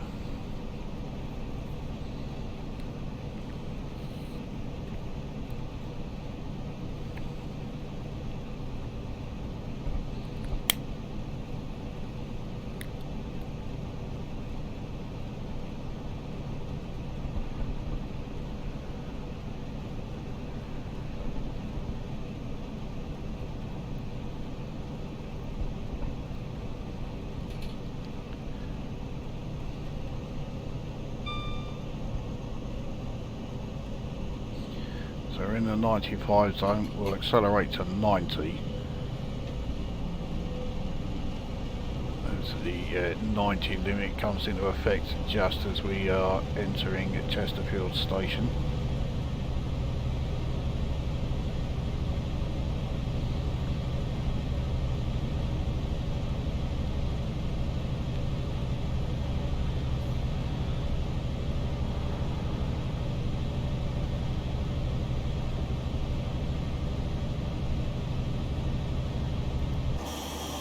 So yeah, here is Chesterfield station. Put it mildly, it's not very impressive. Considering Chesterfield is considered one of the major towns on the Erebos Valley line, you'd think there'd be a bit more to the station, but nope.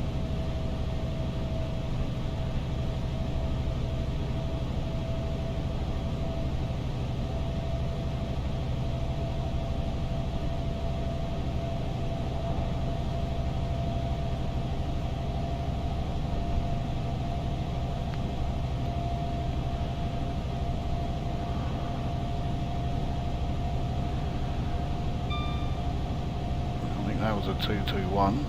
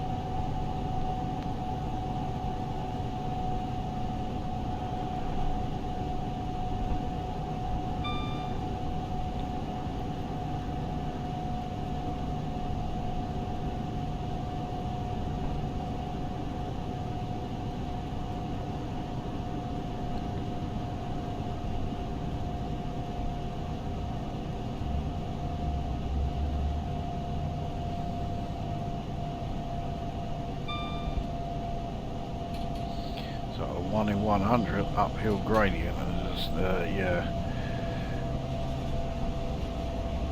We need to go up in the notch 5 just to reduce the amount that our speed is coming down by. I don't think we're going to be able to accelerate up this.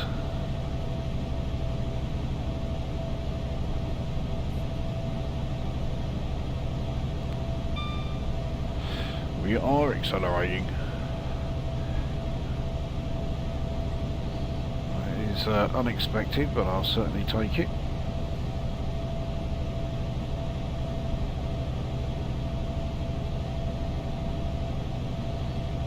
So, Dronfield Station coming up.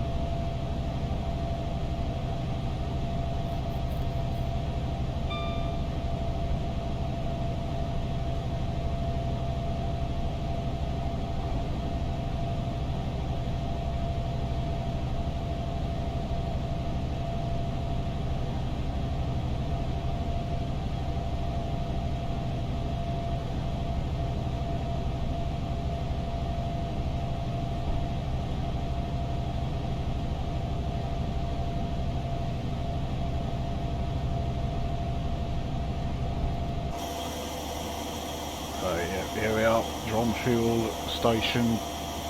Station don't look much, town don't look too shabby. But yeah, nothing great as far as the station is concerned. So, briefly, the climb was even steeper, it was 1 in 95.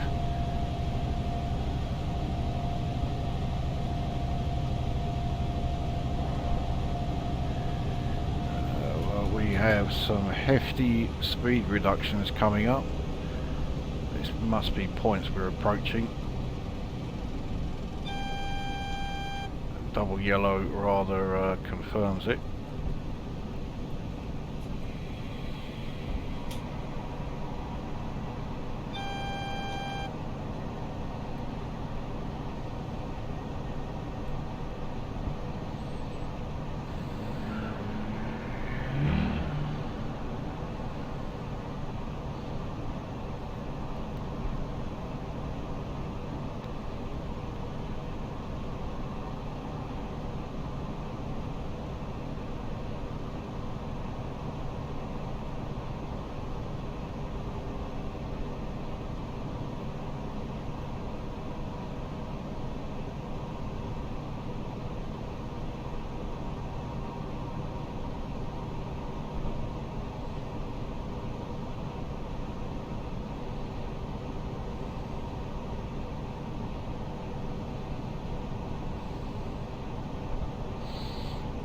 Well below the speed limit we need as we come out of the tunnel, but we're nowhere near the speed we need to be for these points.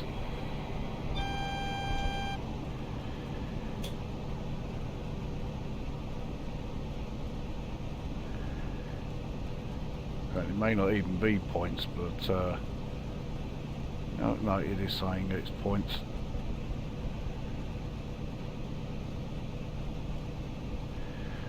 Well, we were speeding, but nothing like as bad as I thought it was going to be.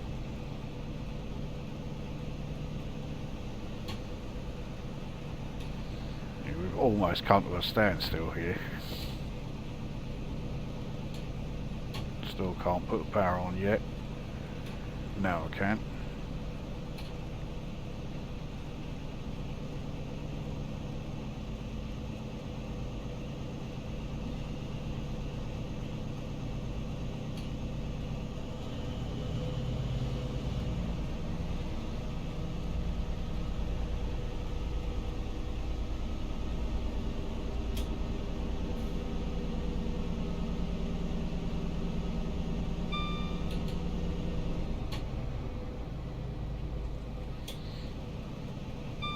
must be going downhill.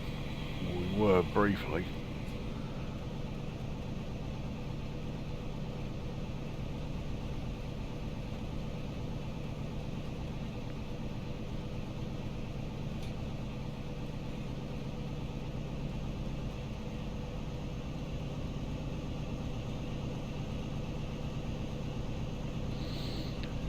So we are now joining the Hope Valley line.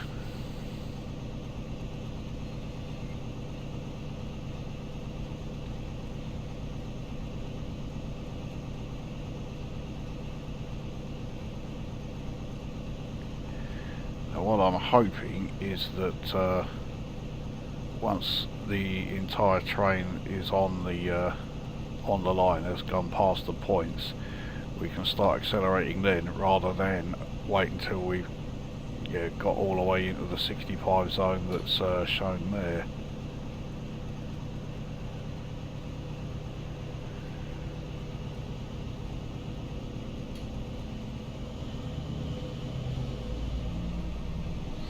Yeah, this 1 in 102 uphill gradient, we're having to really crank a look at the amount of amps we're using. We're now in a 55 zone, so yeah, over 1700 amps.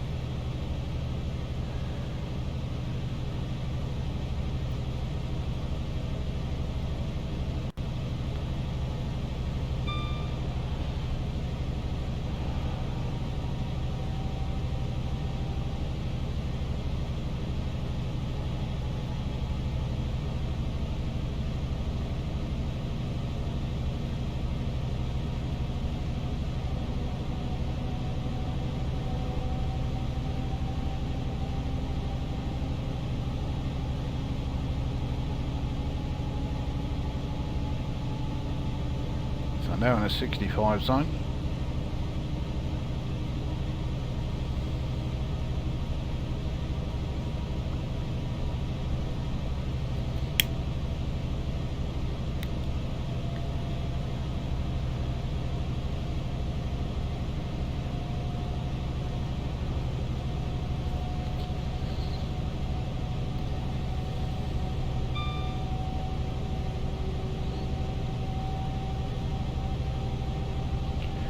Very soon in a 90. There we are, 90 zone.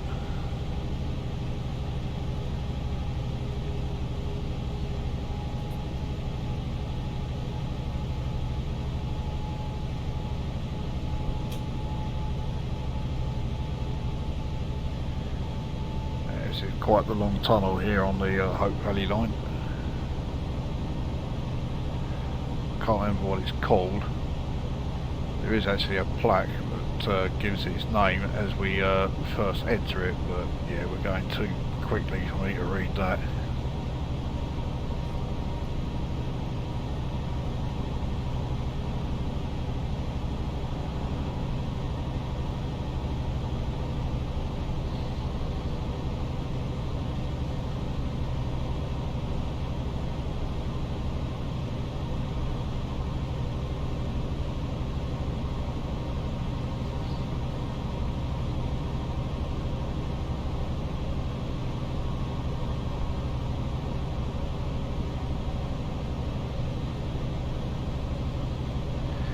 I think that 80 zone might be as we emerge from the tunnel.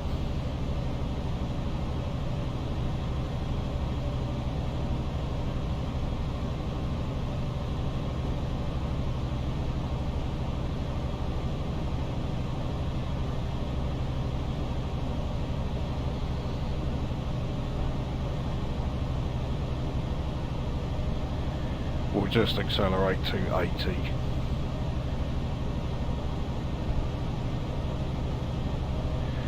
Does not look like we are emerging from the tunnel though as we reach that 80 mph zone.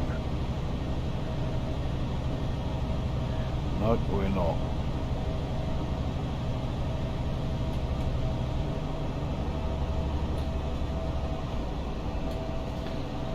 In fact, yeah, we're going to slow down to 70 as we emerge from the tunnel and approach Grindleford station.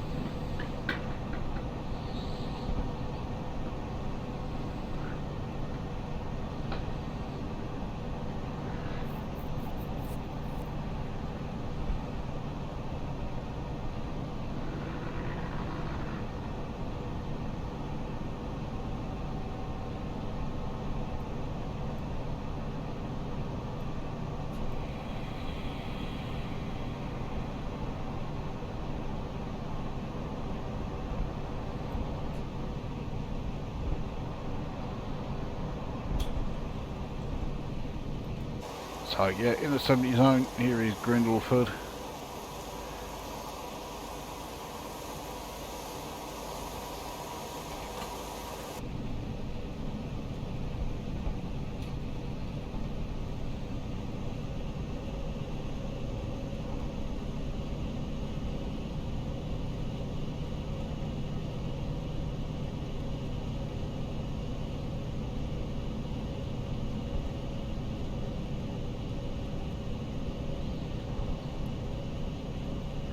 So entering the 75 zone now.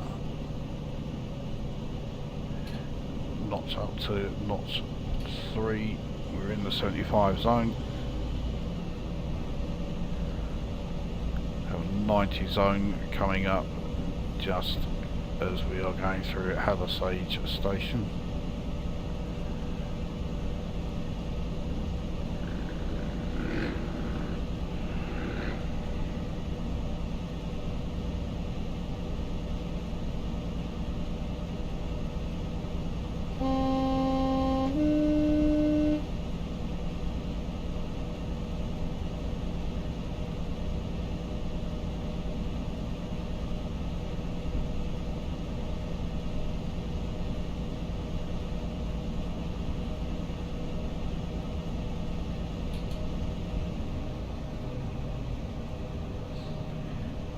So entering the 90, here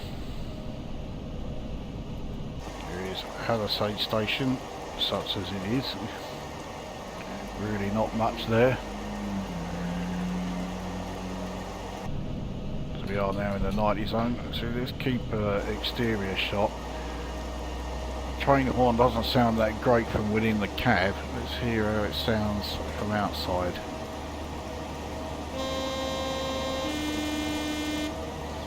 Not great either. Most trains would have the train horns mounted to the top here. You usually see them, but in the high-speed train it's right there.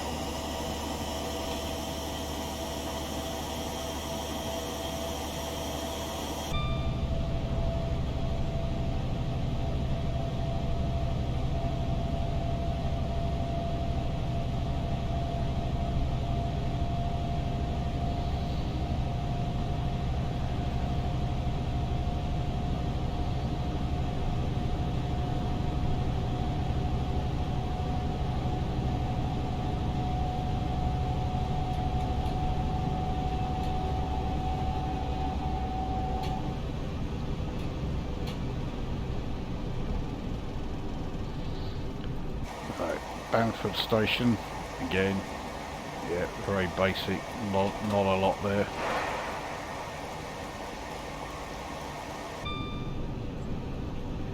So Hope station itself coming up.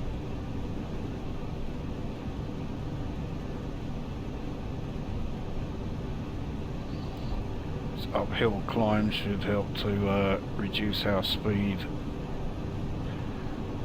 a lot quicker than if we were just coasting on level ground. We have an 85 zone coming up. We're already fine as far as that speed limit is concerned. We're now on a 1 in 100 gradient. That's going to slow us down a little too well.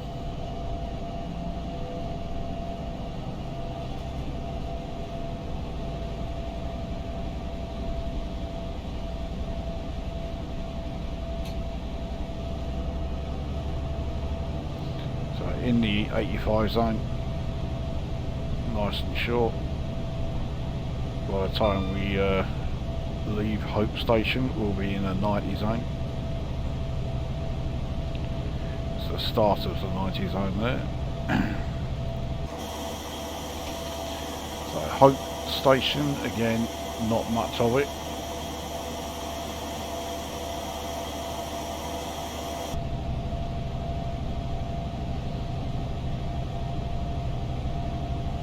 Another speed reduction coming up down to 75. We let the gradient do that for us again.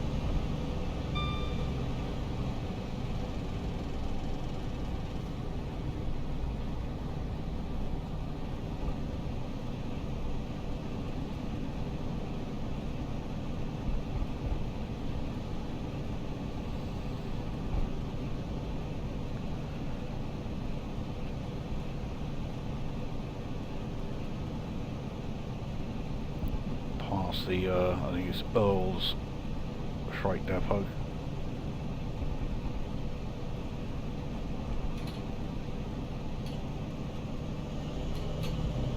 So again, we're being slowed down a little too well.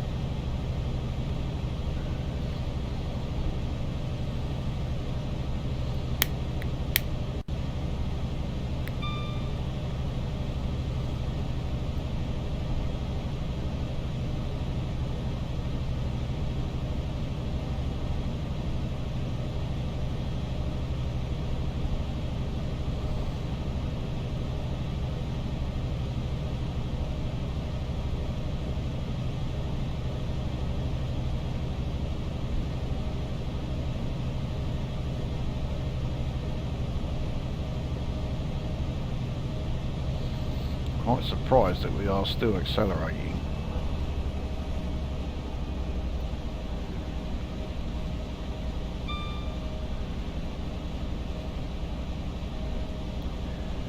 Edale station is our next, well, next one we're going through.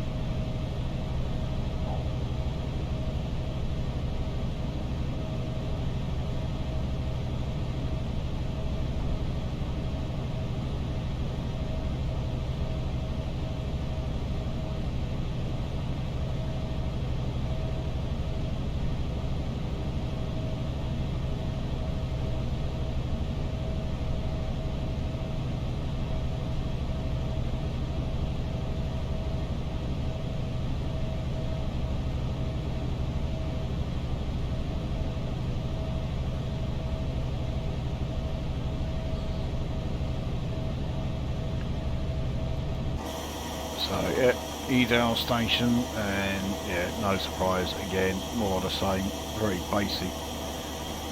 We are going through some great scenery though. We're sort of just south of the Pennines.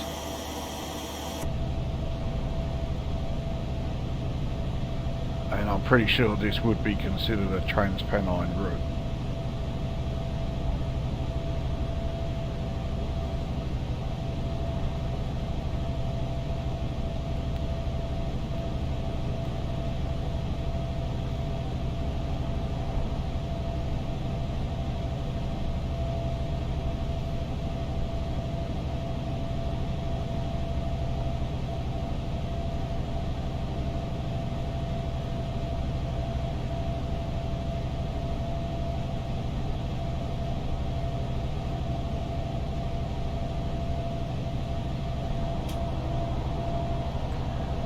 Fairly long old tunnel.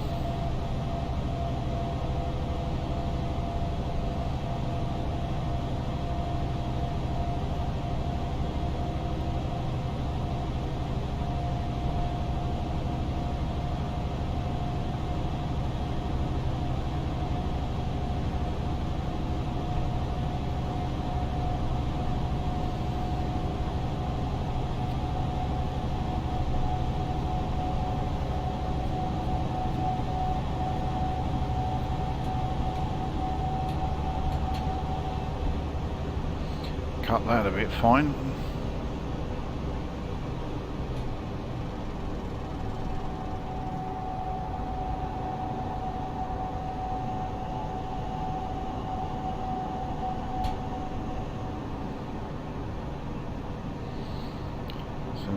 Got some more hefty speed reductions coming up.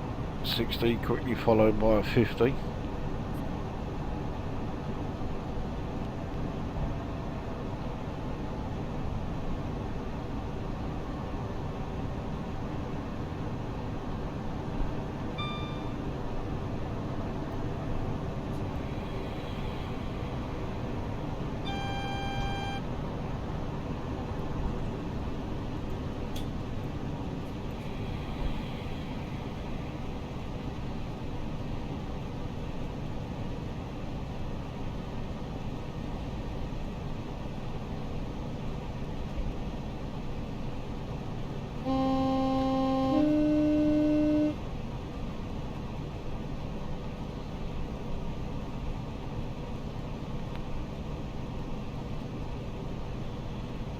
I'll keep braking down to 50.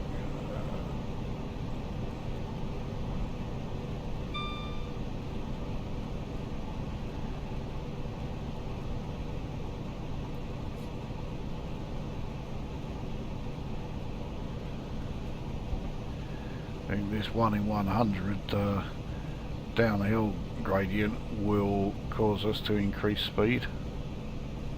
Find out soon enough once the brakes are fully off. Yeah, we are.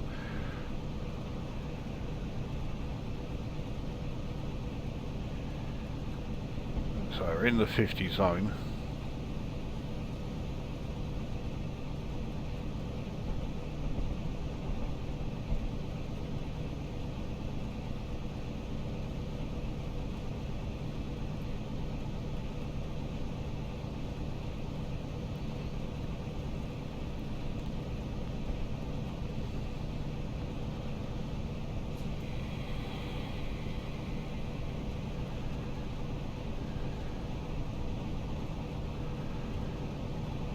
Okay, so entering a 90, but we'll treat it as a 70 because, yeah, half a mile down the line, the reduction to 70.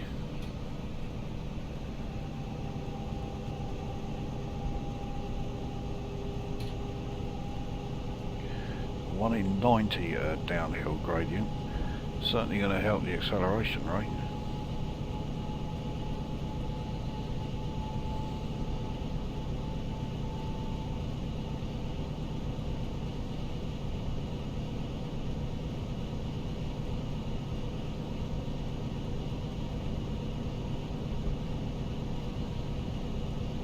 So in the 70 zone.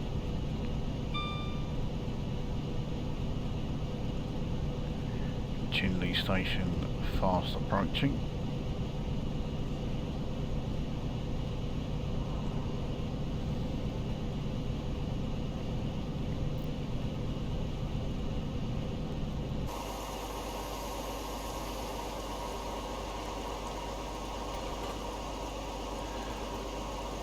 Well, it's more interesting than the last few stations.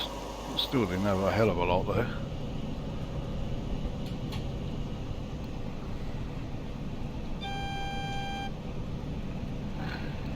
We've only just entered the 90 zone and we already got a warning that yeah, it's going down to 75.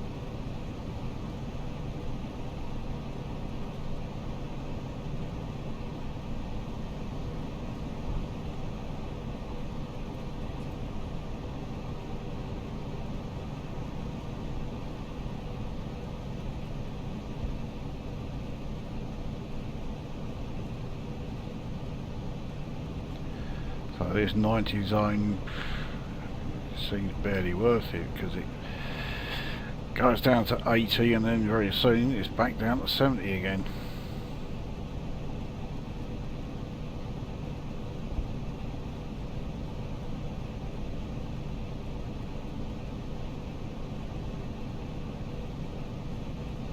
So yeah, we're in the 80 zone.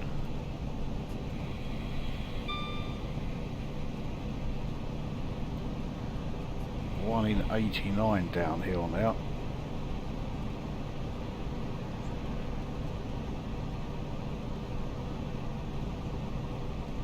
So we're fine for the 70 zone coming up, which is right now.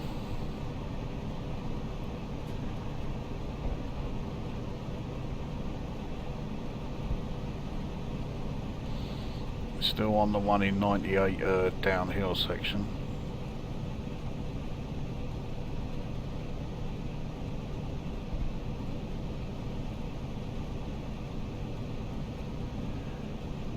The New Mills Viaduct.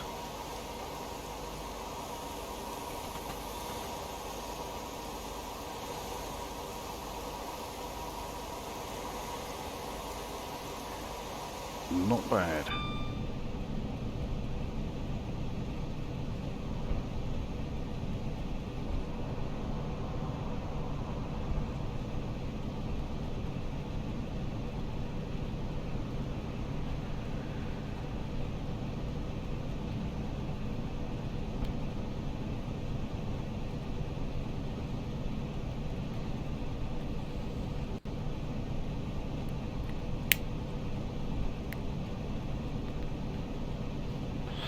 So the ground has levelled out.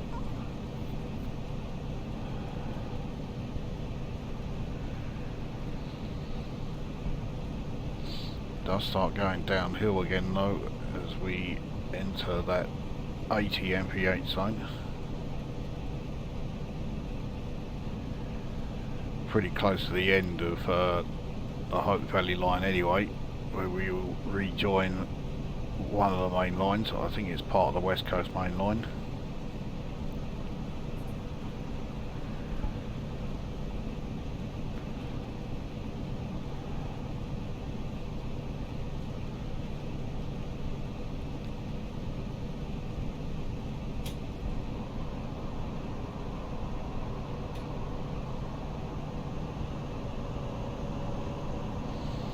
So 1 in 132.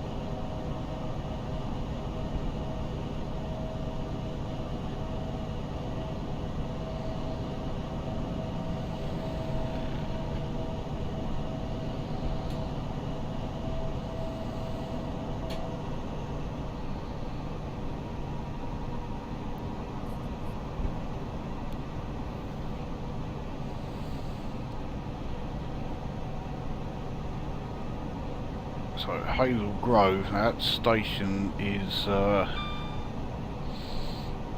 yeah, just after that station we take the turn that takes us towards, yeah, the main line.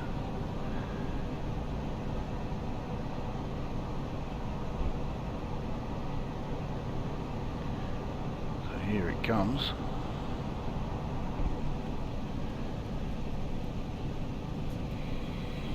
I spotted the didn't see a anything showing us that we had to slow to 70.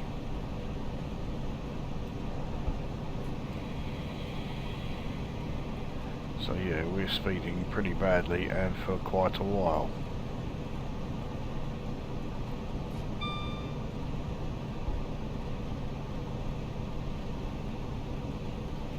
So we've got to slow to 40 as we... We'll make sure we're doing 40 as we leave Hazel Grove station. And that is where we will be going over points.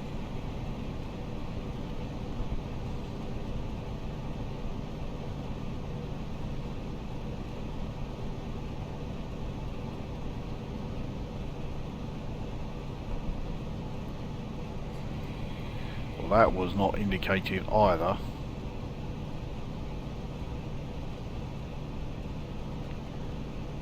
So yeah, not very well sort of like signposted or anything around here. So we're now on a 1 in 53 downhill. Thankfully, yeah, because the brakes are so slow coming off.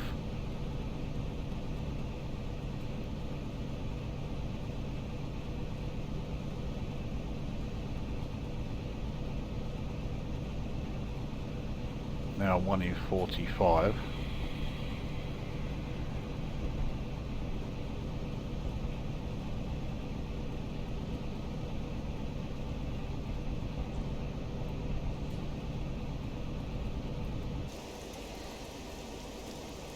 So yeah, this is Hazel Grove. Now if we hadn't turned off, I'm not sure where we would have ended up actually.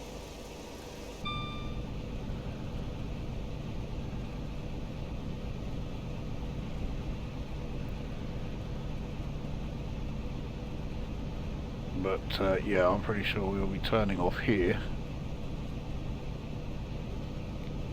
Somewhere around here.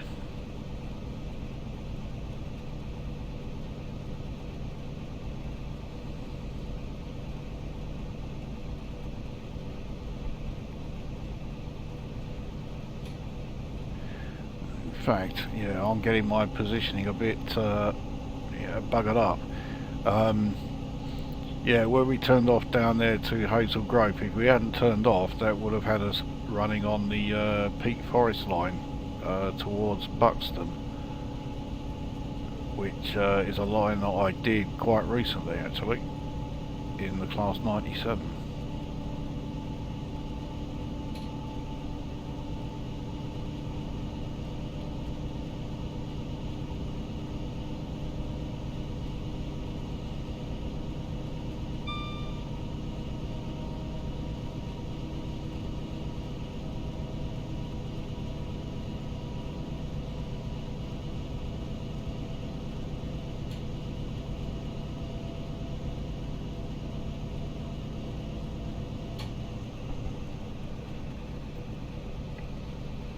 So we have a fair few of these small commuter stations here. And some pretty hefty drops in frames per second because of the amount that's being rendered around here. So, yeah, Woodsmore station.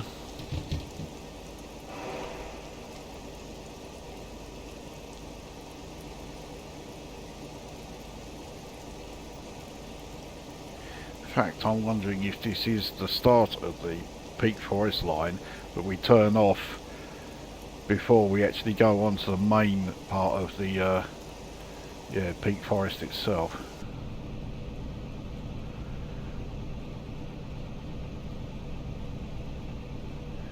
And that's why that 25 is there.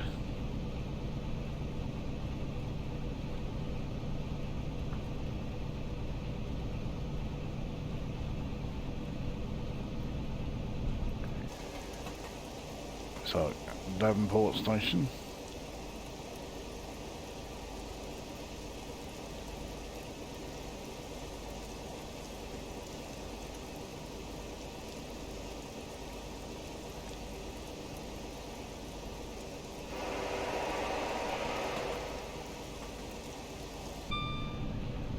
Right, let's get our brakes are working a bit lively.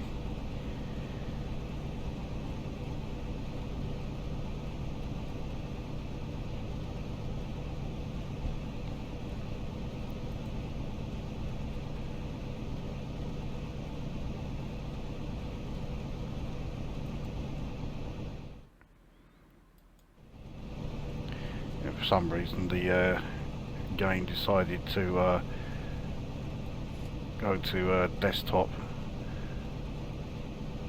Everything will reload. It just takes a little bit for it all to start reloading.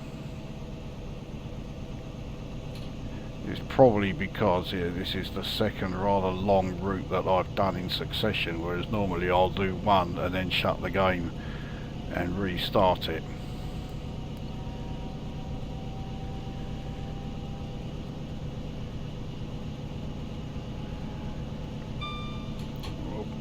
Too slow to react there.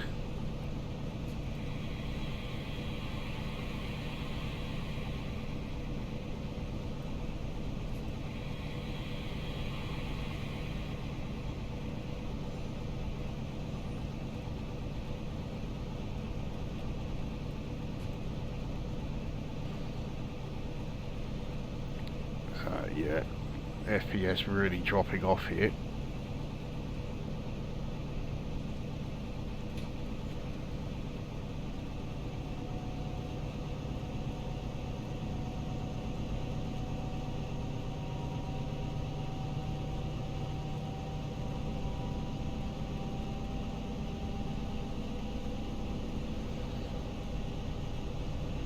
So this is where we join the main line. I'll say I'm pretty sure this is part of the West Coast main line, especially with the all the overhead electrification and that.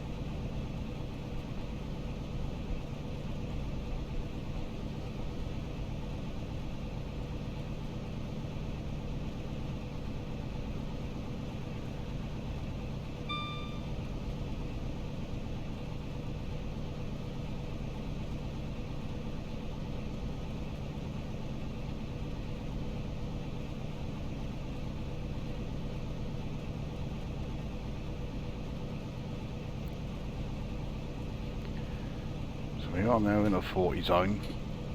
It seems barely worth accelerating though, because we've got another 25 as we leave Stockport.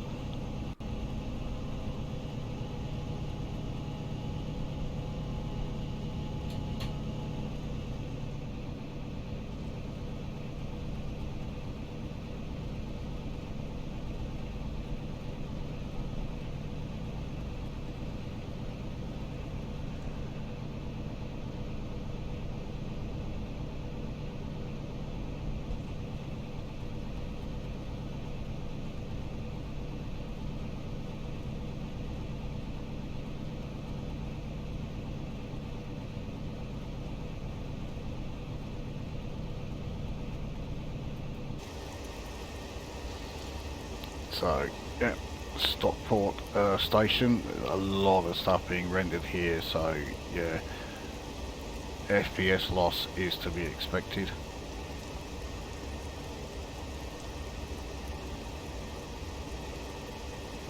It really looks like there was a centre platform here. Quite why it's gone, I don't know. This is the first, and it will probably be the only time that I go through Stockport station without stopping.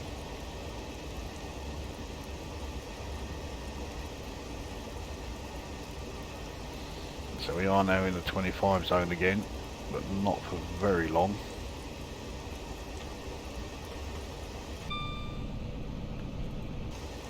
The hell that is that we are passing over. Looks like a very large sort of like bus depot of some kind.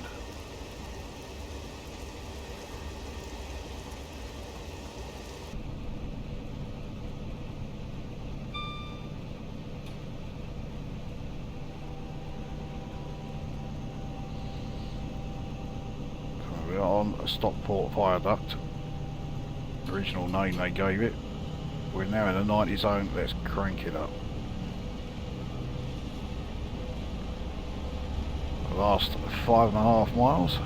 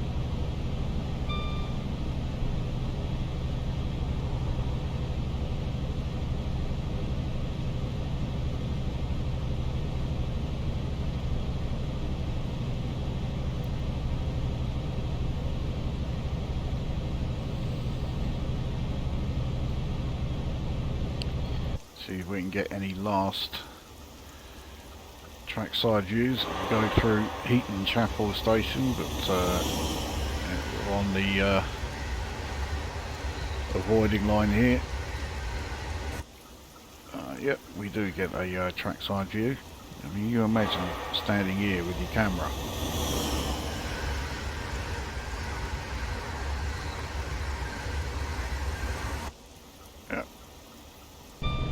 So yeah, we did manage to get our final trackside view.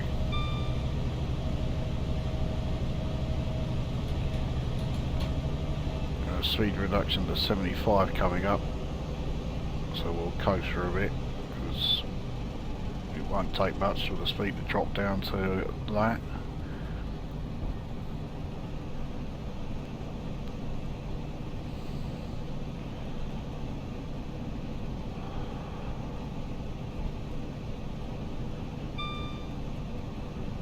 So yeah, we're fine for that speed.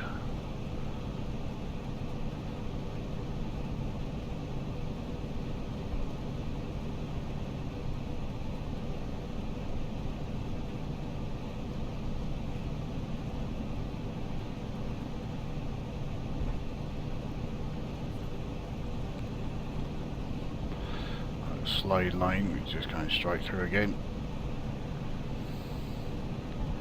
Quite like how it has us on the avoiding lines. We haven't got to worry about any of these commuter stations. Looks like Longsight is the next such station.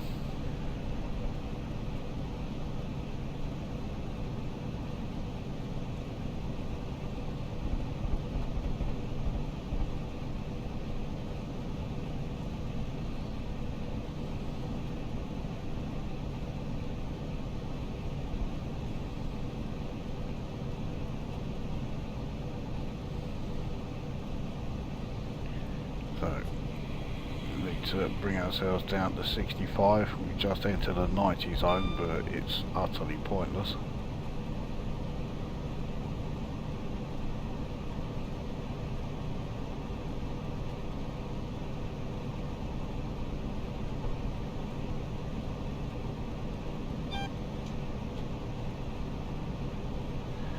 So we're fine for the 65 zone. Still have a fair bit of speed that we need to lose. We are coming up to a 25 zone. We still got just over a mile before we're there.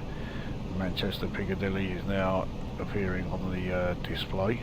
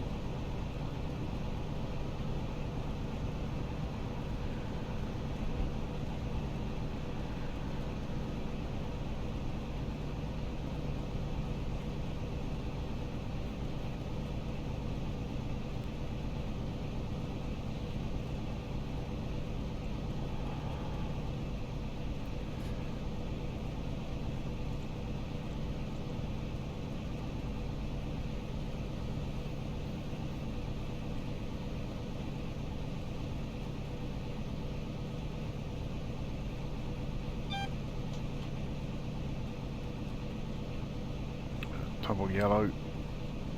Yeah, so, well, it could mean this signal here could be red. Oh, hang on, this 25 means we're probably changing the line we're on, so yeah, we should be alright. Let's get ourselves back up to 25 anyway. Crawling along here.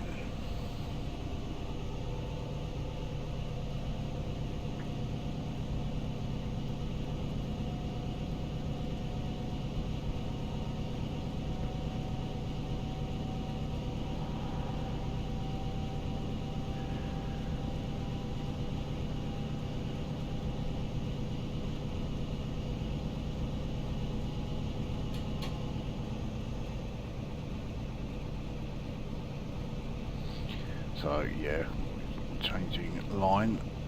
Okay, we're not changing line. It really looked like we were going to.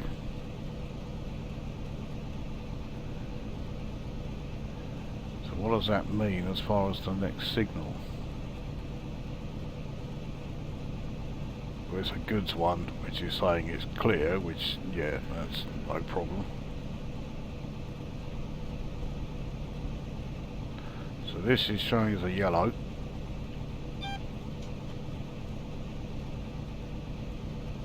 Okay, so yeah, alright, that's fine.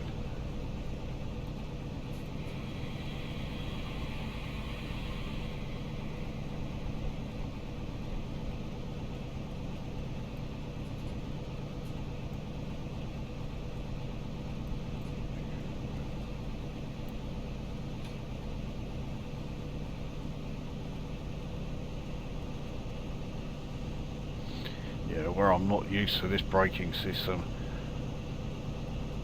it's a very slow, undignified entry to Manchester Piccadilly station.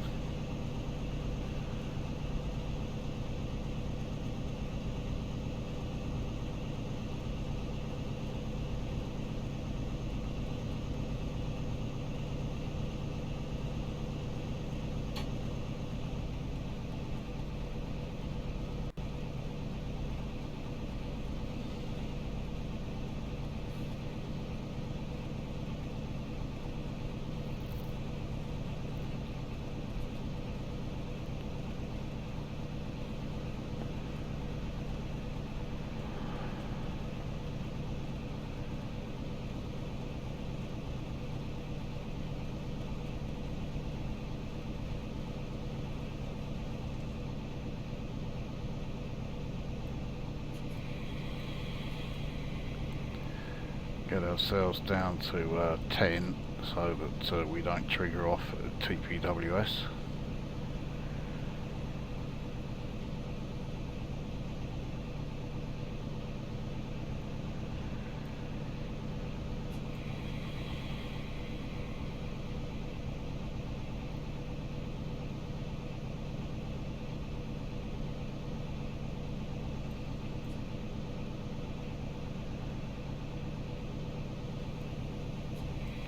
There we are, we've got a big old gap between the front and our loco, but nevertheless, there we go. Yep, that was London St Pancras to Manchester Piccadilly, the Midland Pullman route, or as close as we could do to the original, in the new Midland Pullman, the Class 43 HST. And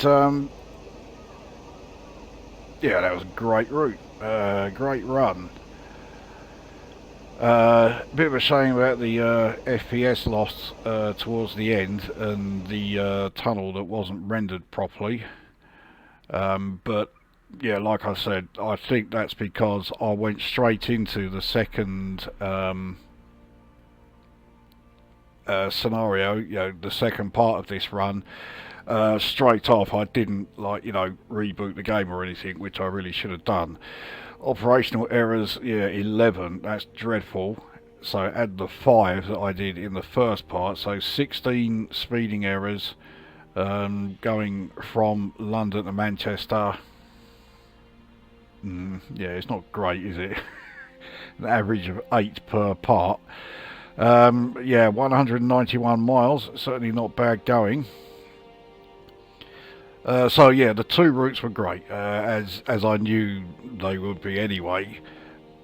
Went through quite a few of the individual DLC that makes up the Midland Main Line network. So yeah, we saw the Derby, Leicester and Nottingham section, we saw the Erewash Valley section, and we got the Hope Valley Line section. So yeah, 3 parts there. It was it was a great run.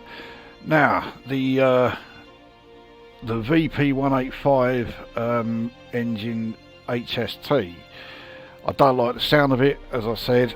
The livery of the Midland Pullman is certainly distinctive, but I would not go so far as to say I like it. And driving it, it drives very differently to the Valenta engine one. So yeah, it is going to take a bit of practice before I can drive this even relatively okay. A lot of these speeding errors came about, well, yeah, because I just wasn't used to. There's a delay between applying the throttle and it actually responding to it. The brakes come on really well, but they take an age to release. So that's something else that you need to take into account. But yeah, I certainly can't say it's a bad loco to drive at all. No, it's not. But I still prefer the Valenta by quite a margin. So there we are. That is that video done. I will now go back to doing the requests, and speaking of which, we will see you at the next one.